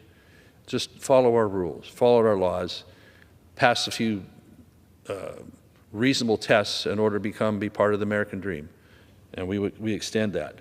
It's what the country was based on for so many years and has completely gone awry in the last 50. Why is it allowed to happen this way? Why does the Biden administration, why do my colleagues on the other side believe that this is good policy, we should, and keep getting away with it politically? Why is it seen as a good thing? I think folks have really had their fill of it now because they're seeing it really showing up in their pocketbooks and their ability to afford a home, have a job, and not continue to get farther and farther behind. Because this country has always aspired to have the next generation be just a little bit better off than the previous one. That's not happening now. And these policies such as this, you can lay that right at the feet of our porous border, as well as bad energy policies and other things causing inflation. So with that, this is a very important thing we're working on this week so we can assure the women of this country that we are behind you. We do have your back on this violence, as well as previous legislation mentioned on women and girls in sports having a safe place to play and enjoy and excel without men somehow interfering on those fields, in those locker rooms. Common sense. I can't even believe we're here at this point, but we're battling back here in this Congress with Republican leadership doing so. So I appreciate, again, Mr. Moore leading us here tonight, and thank you for the time. Thank you to the gentleman from California, and again, we continue to pray that the best outcomes possible will happen from California. And for our concluding member here today, again, I thank my colleagues. Brand new member from Montana. We consider ourselves as a Utah, Montana, you know, the greatest portion of the country, would you say? Yeah, out west. And we've got a lot to prove that.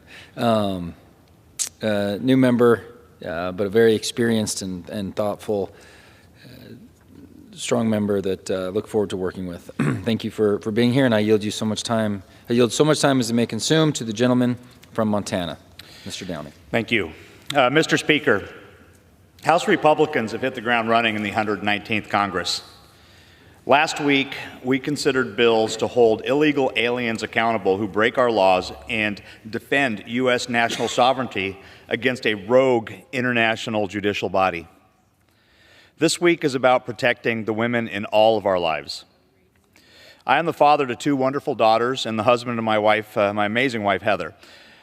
Now, never in a million years did I think that one day I would need to take the floor of the United States House of Representatives to defend their right to compete in athletic competition without unfair competition from biological males, or to denounce acts of violence perpetrated against them as wrong and deserving of punishment. But here I stand. Just yesterday, we passed H.R. 28, the Protection of Women and Girls in Sports Act.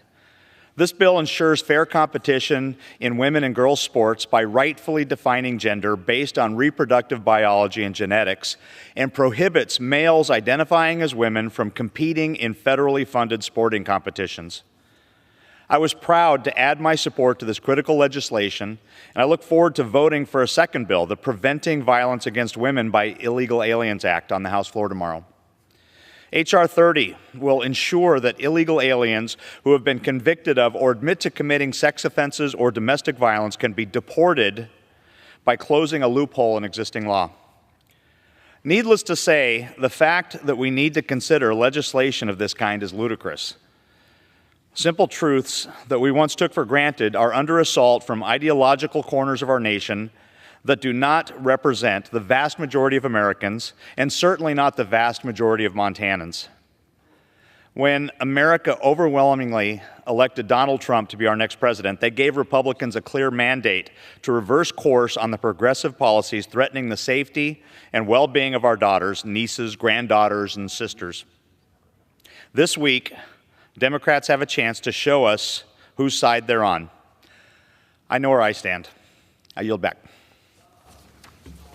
Thank you to the gentleman from Montana. Appreciate all that we've been able to interact thus far. I'll close tonight, Speaker, and just, again, thank my colleagues for being here tonight and for taking the time to speak on this important issue. As I mentioned earlier, House Republicans are committed to advancing legislation that supports our women and girls and gives them a fair chance to excel in their athletic endeavors. The Protection of Women and Girls in Sports Act ensures biological males are unable to compete in female-designated sports, giving women and girls the opportunity to compete on a fair playing field by requiring schools to comply with the Title IX recognition of a person's genetics at birth. This bill withholds federal funding from schools that facilitate athletic programs where biological men compete against biological women. To be clear, this is not about disrespecting anyone. Everyone is worthy of dignity and respect. However, protecting women and girls from feeling uncomfortable in their locker rooms, sustaining major sports injuries because of unfair competition, or simply losing out on well-deserved athletic accolades because they are genetically unable to beat a male is not purely political effort. It is simply what is right. This is a line that we must draw, and we know that Americans agree with this. Look, I've joked before that, a couple things. I got 4 boys. I wasn't blessed with a girl. We lament it every day. I do love those boys, though, and I push them hard in sports. But I reflect on this about my nieces, and they are dynamite athletes, and candidly could probably beat me in most of their design sports, tennis, soccer, across the board. That's what motivates me on this, right? The amount of confidence that you get from sports is key. The ability to go and compete and play and enjoy this above anything else, with all of the extra pressures that kids are placed through nowadays with social media pressure and everything, the concepts of teamwork that you learn, achieving something, getting better at something, and having ability to say, I have a shot to win that competition, cannot be beaten out of these into my nieces. They have to be able to say, with a level playing field, I can go win this. Not because it's important to win that gold ribbon or this or that or win the track meet. It's because they need to know that the effort they put in can achieve something. And that is going to translate into a career, into anything that they get involved with where they have to accomplish something. It's not just about sports. It's a psychological element that we need to make sure exists. Sports is it's such a key, important aspect for growth in people, and that's what we're trying to do here. Let's not make this a political endeavor. At least you won't ever get that from me in my office and the way we communicate about this.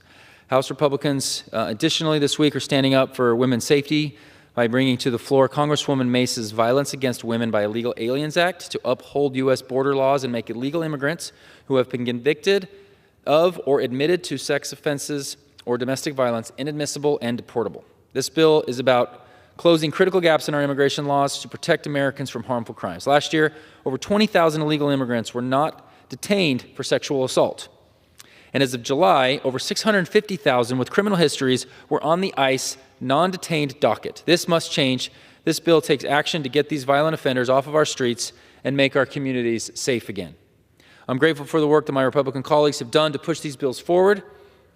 We're wasting no time to get some of this sensible legislation that we were able to get passed in the last Congress but went nowhere in the Senate.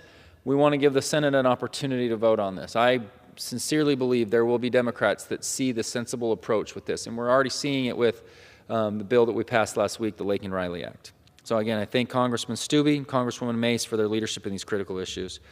Speaker, thank you so much to my colleagues again. I appreciate your willingness to spend some time down here today, and I yield back the remainder of my time to the chair. The gentleman yields. Under the Speaker's announced policy of January 3rd of 2025, the chair recognizes the gentleman from Texas, Mr. Roy, for 30 minutes. I thank the Speaker. I thank my friend from Utah for his remarks and all the good stuff that we've been starting this Congress off with as Republicans, and his remarks about athletics. I was a walk-on in college, and I hope we might be able to work together, all of us, on figuring out how to deal with this, I think, a bit of a mess that the NIL is creating with respect to college athletics.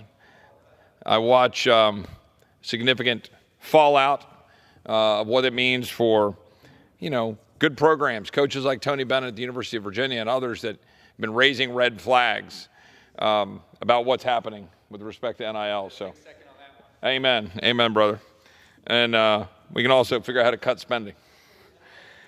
But I am here not to talk about the NIL. I'll save that for another day, notwithstanding the national championship coming up around the corner, which the University of Texas should be playing in, but unfortunately they're not.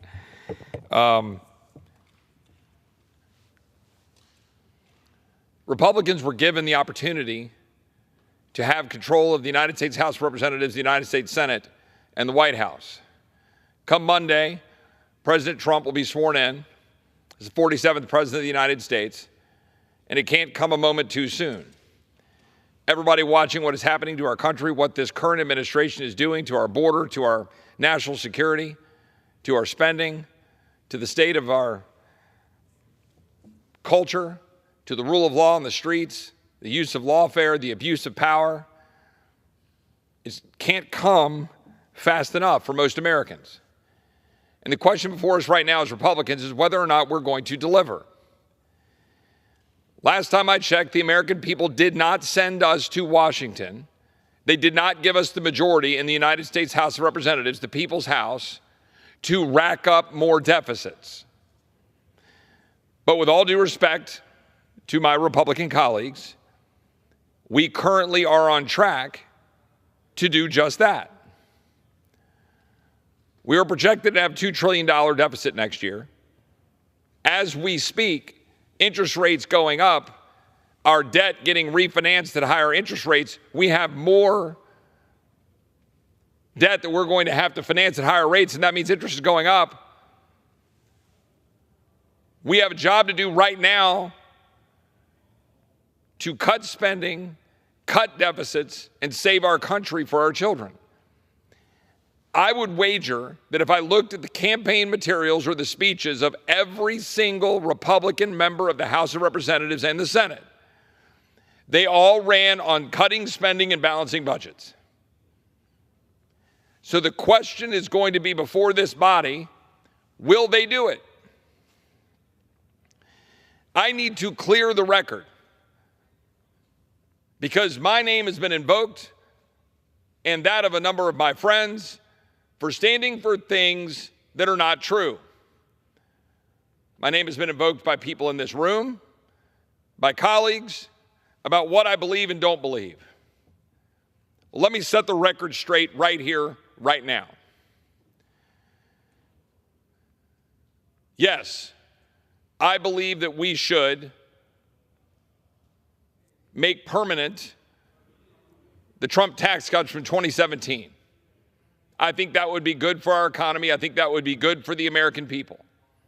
I think that would help create more economic growth, and I think that economic growth will yield revenue to the Treasury. I believe in what people call dynamic scoring. Some people in this town say that I do not, because what I do not believe in is making up numbers.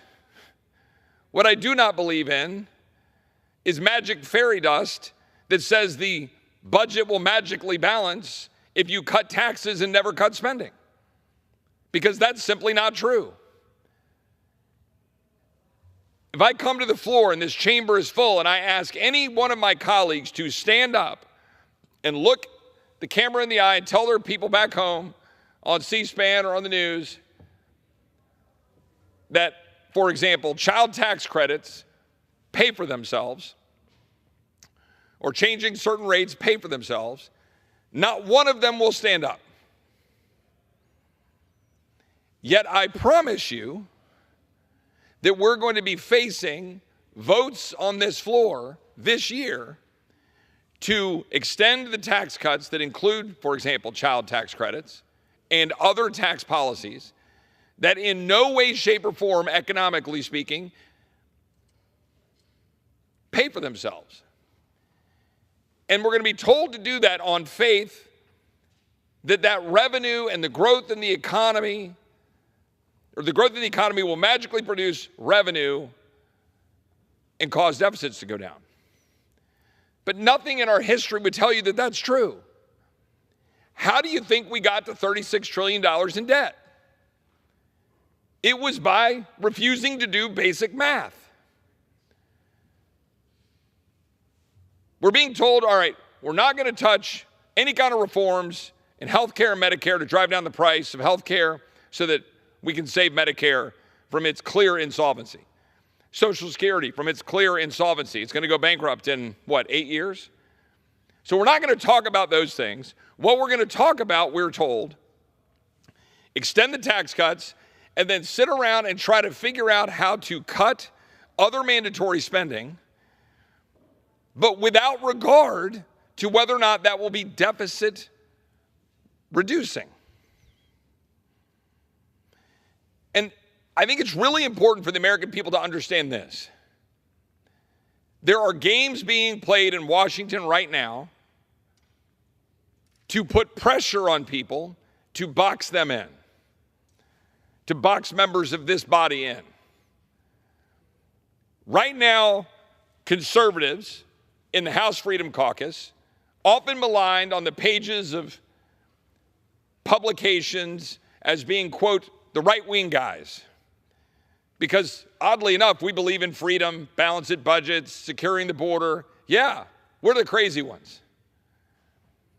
And so the House Freedom Caucus has proposed, put forward a plan to raise the debt ceiling over $4 trillion over 2 years, fund border at $86 billion, the request by the incoming administration, and border czar Tom Homan, fund defense modernization at $200 billion plus up, a separate fund through reconciliation so we can modernize our defense, do what we need to do to beat China. And what we're asking for that is to reverse some of Biden's policies, all things that the president campaigned on. Reverse the EV mandate, that's $117 billion. Medicaid work requirements and SNAP work requirements, $120 billion. Undo the student loan bailouts, which are an unfair shift of money from the working population to those who took on student loans. That's $100 to $270 billion of savings. So again, I want to be very clear, because here's what you're going to hear in the coming weeks. The House Freedom Caucus refuses to do a debt ceiling. So reasonable Republicans are going to have to go cut a deal with Democrats to increase the debt ceiling, increase appropriations over our current spending levels, including defense and non-defense, and oh, by the way, give a crud ton of money to California. That's coming. That's coming. And they will try to blame the Freedom Caucus and conservatives like me who dare say, hold on a second. Maybe we shouldn't do that. Maybe we should come up with another path forward to actually honor our commitments to cut spending and reduce the size and scope of government while we cut taxes, secure the border, and do the things we're supposed to do. So again, we have put forward a plan. We've shared it with our colleagues. We've shared it with the incoming administration. We're making it public that will increase the debt ceiling so that Chuck Schumer can't play games with the bond market, fund border, fund defense, cut some of the disastrous Biden policies to pay for those things the American people prioritize, and in so doing, free up defense to be modernized and built so that when we come to March, we don't have to do what happens every year, where defense hawks sell their soul to the devil to raise defense spending, all driven by K Street lobbyists and the defense contractors in this town who define our defense policy, so that Democrats can get increases in non-defense spending, which is an increase in programs, and our discretionary budget keeps going up and up and up and up. And you keep funding the very bureaucrats that the Doge folks say they want to cut. So I've got this wild idea, these crazy conservatives in the Freedom Caucus, that maybe, just maybe, we should change the game.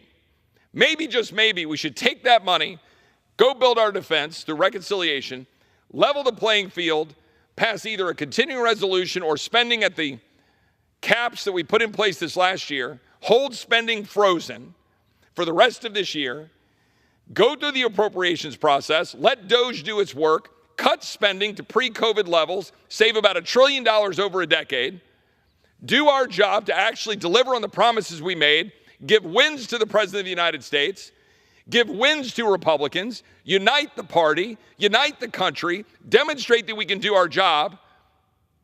But you know why we can't? You know why we can't do that right now?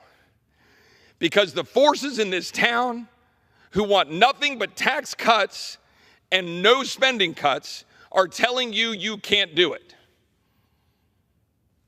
That's what's happening. The lobbyists, the people in this town, members of Congress are saying we can't cut because there's some program, there's something in Medicaid, there's some reason, there's some excuse. But gosh, we're definitely going to go ahead and reinstate all the tax policies because they read in some book a long time ago that they all pay for themselves, irrespective, by the way, of the Laffer curve or any common sense economics. When I will say to you right now, if any of my Republican colleagues want to come down to the floor and tell me that each one of those tax provisions pay for themselves, I want to see it.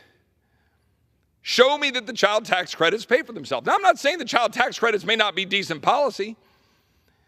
I'll tell you right now, I would love to vote on a bill right now to just eliminate the tax code and zero it out. Maybe we'll do that before this year is over. Maybe everybody will have to put their money where their mouth is. Do you believe in taxation or not? Because if you think you can just freely print money and fund all the things you're too afraid to go back to your district and say that there's a limit on what you can spend, while out of the other side of your mouth, you talk about tax cuts. Let's vote on a bill to zero out the tax code. Because if you're going to constantly live with $2 trillion deficits, which is where we are right now, why not $6 trillion? Why does it matter? Genuine question. Anybody in the complex, feel free to come down here and explain to me why my family, your family, my constituents' families should pay taxes into a system that is designed by this body to bleed $2 trillion plus a year. They keep talking about tax policy that's good for economic growth. Okay, yeah, I agree. I support it. I started this speech by saying I support it. But I don't support it blindly. I don't support it without recognizing our responsibility and our need to cut spending. There ain't no free lunch. You can't make up math. You can't just go blame it on the CBO or blame it on scores. Show the American people the math. And don't go run and hide behind a vote on a balanced budget amendment. Because I promise you, that's what my colleagues will say. They'll say, oh man, we need a balanced budget amendment. Do you think they would follow it? Genuine question. Pass a balanced budget amendment. By the way, when all the people out there on Twitter say Chip Roy's railing against balanced budget amendment. No, I'm not. I'm for a balanced budget amendment. Sign me up. I've co-sponsored it. I'll vote for it. In the odd event we pass it, when it has whatever line it's going to have in it, in an exception for national security, do you not believe that everything will be a national emergency? Do you believe that the insatiable appetite of your members of Congress to spend money on programs will end because you insert an amendment in the Constitution that says we must balance the budget? Because I can promise you every time we hit a debt ceiling, what happens? We're going to raise the debt ceiling.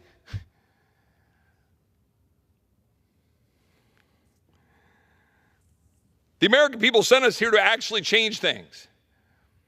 The American people didn't send us here to keep racking up debt. We're $36.3 trillion in debt. It is piling up around our ears. As my friend David Schweikert from Arizona points out every time he comes to the floor of the House, the interest is piling up. It is going up. We're refinancing our debt. We're paying $1 trillion a year in interest, and that's about to be 1.2, about to be 1.4. It's going to be $2 trillion pretty soon.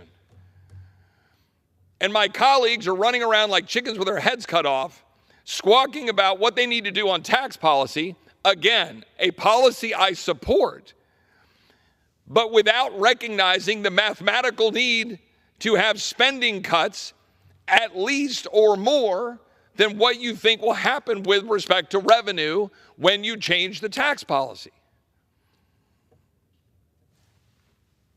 The American people expect us to be adults. You cannot have your cake and eat it too. You cannot just go straight to the dessert of going home to your constituents and saying, I cut your taxes. Aren't you proud? You can't just get on your donor calls and say, man, I really made sure that your corporate rates are great and we're making sure your capital gains rates are great, and then not do the other side of the work. You got to eat your vegetables. You got to actually do the job. As I said, I will vote to zero out taxes. We didn't have an income tax for the first half of this country's existence. I think that's great. But you know what else? We didn't take on every single issue in the federal government because the Constitution didn't contemplate it. Now we take on all the issues and we don't pay for them. We sprinkle magic fairy dust around here, borrow money, print money, mortgage our kids' future, and pretend to be adults. I do not for the life of me believe that we could actually change this all in a year. This is the last argument I want to blunt, and then I'm going to recognize my good friend from Pennsylvania. I said there are people out there who are saying that I don't believe in dynamic impact of tax policy. False. I very much believe in the dynamic impact of tax policy. Leave money in the hands of the American people. We produce revenue. We produce growth. And that means some additional revenue will come into the Treasury because of that economic growth. Yes. But not all of it. Other people will say, well, gosh, you guys, you want, dollar for dollar, you want to, make sure that there are going to, all these cuts are going to add up to the debt ceiling. No, I just want some common damn sense. Just show me some actual cuts up front. Again, I want to reiterate the House Freedom Caucus, conservatives, have put forward a plan, shared it, that will accomplish the objectives that the very media and our colleagues will say they don't want to do that. They can't do that. Well, we've done it. We've put it forward. Now I want to call on my colleagues, what's your plan? Because we have a plan.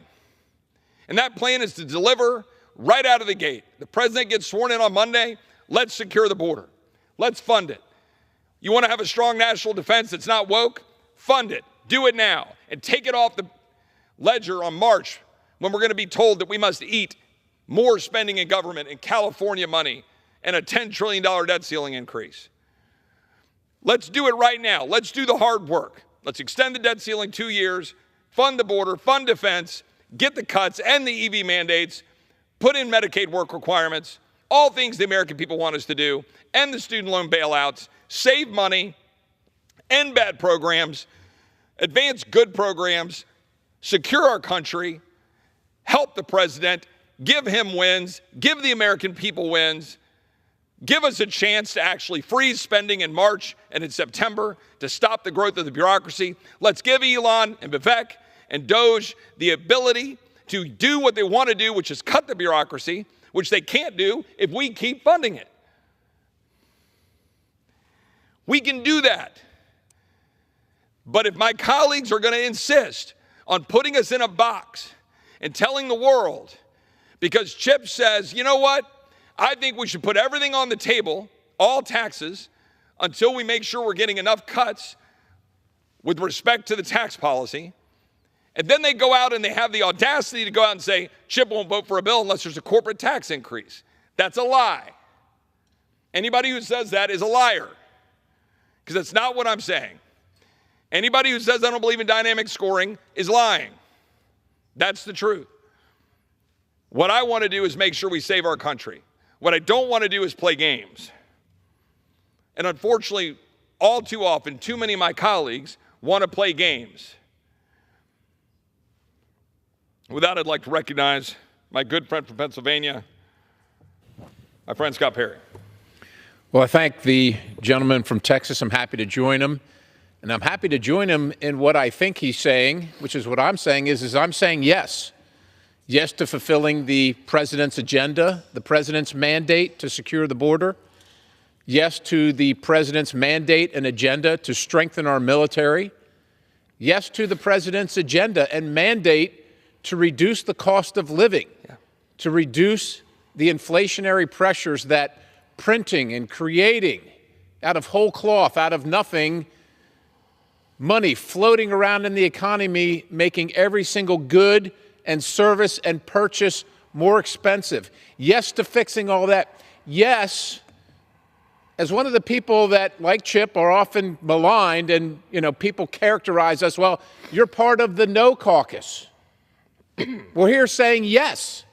Yes, we want to fix it. We don't want to increase the debt limit, but we understand we've got to pay the nation's bill. So all we're saying is, well, as long as there's a plan to stop increasing the ever-increasing debt, we can be on board. And we have a plan. We've offered a plan. And we can be on board with that to not let Chuck Schumer decide what the cost of increasing the debt ceiling is going to be, and not force the American people to keep on paying for things that this government shouldn't be buying, can't afford, and the taxpayers can't afford. We want to do this. We're here to say yes. We're here to save our country, but we're not signing up for fake savings and spending. Well, if you raise the debt ceiling, we'll make sure we grow our way out of it by projecting 3.5 or 4% growth for the next 10 years. Let's quit fooling ourselves. That's not going to happen. Yeah, we absolutely want to say yes to making sure that the American people continue to enjoy the tax cuts that we gave them, that we got, that we secured, that we fought for during the first Trump administration. We want to continue that. We want to secure that. We wish we could have done that then. But since that time, the Biden administration has increased spending $6 trillion. $6 trillion. Somehow, something's got to give. You look at the recent bond market sales. Interest rates are going up. My good friend from Texas already mentioned the fact that every time it goes up 100 basis points, it increases the cost of the debt that we have to pay for.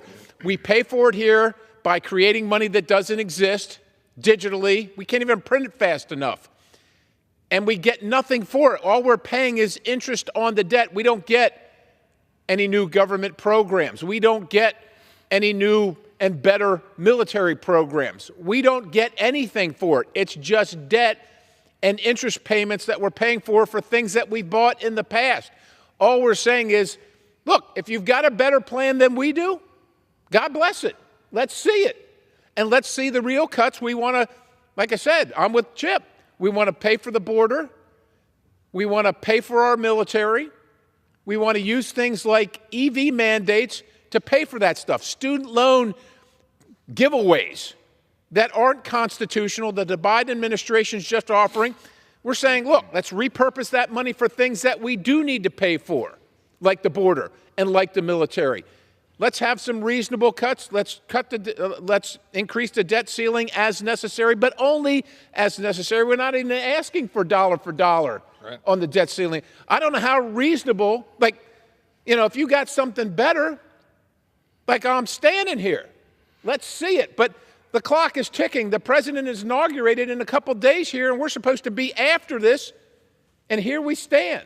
As far as I know, with all due respect to everybody in the chamber, the only plan I've seen is the one we've offered.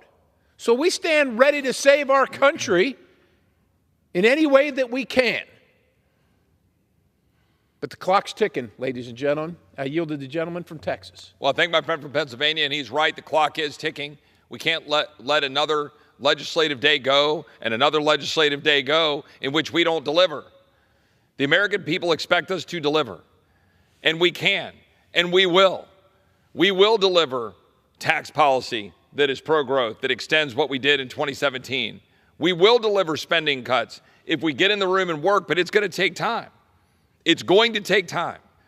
It's going to take time to undo the damage of the Biden administration, for us to go everything that we need to go through to identify the cuts that we can all work through. But we will do it if we have the willpower to do it, and if we will do math and understand that we need deficits to go down. But what we're saying is, let's deliver right now. Do not risk the border security by pushing it off months into the future. Well, right now, while we're talking about it, there are criminal aliens convicted of murder in their country, some more than one time, walking around our country, and they're going to stay here until we can deport them. And we're not offering the money to the administration, the incoming administration, to do that work. Which we could do right now. If the House would act right now, pass the budget, pass the instructions, do exactly what we just laid out, do the debt ceiling increase, do the funding for the border, give it to Tom Homan tomorrow.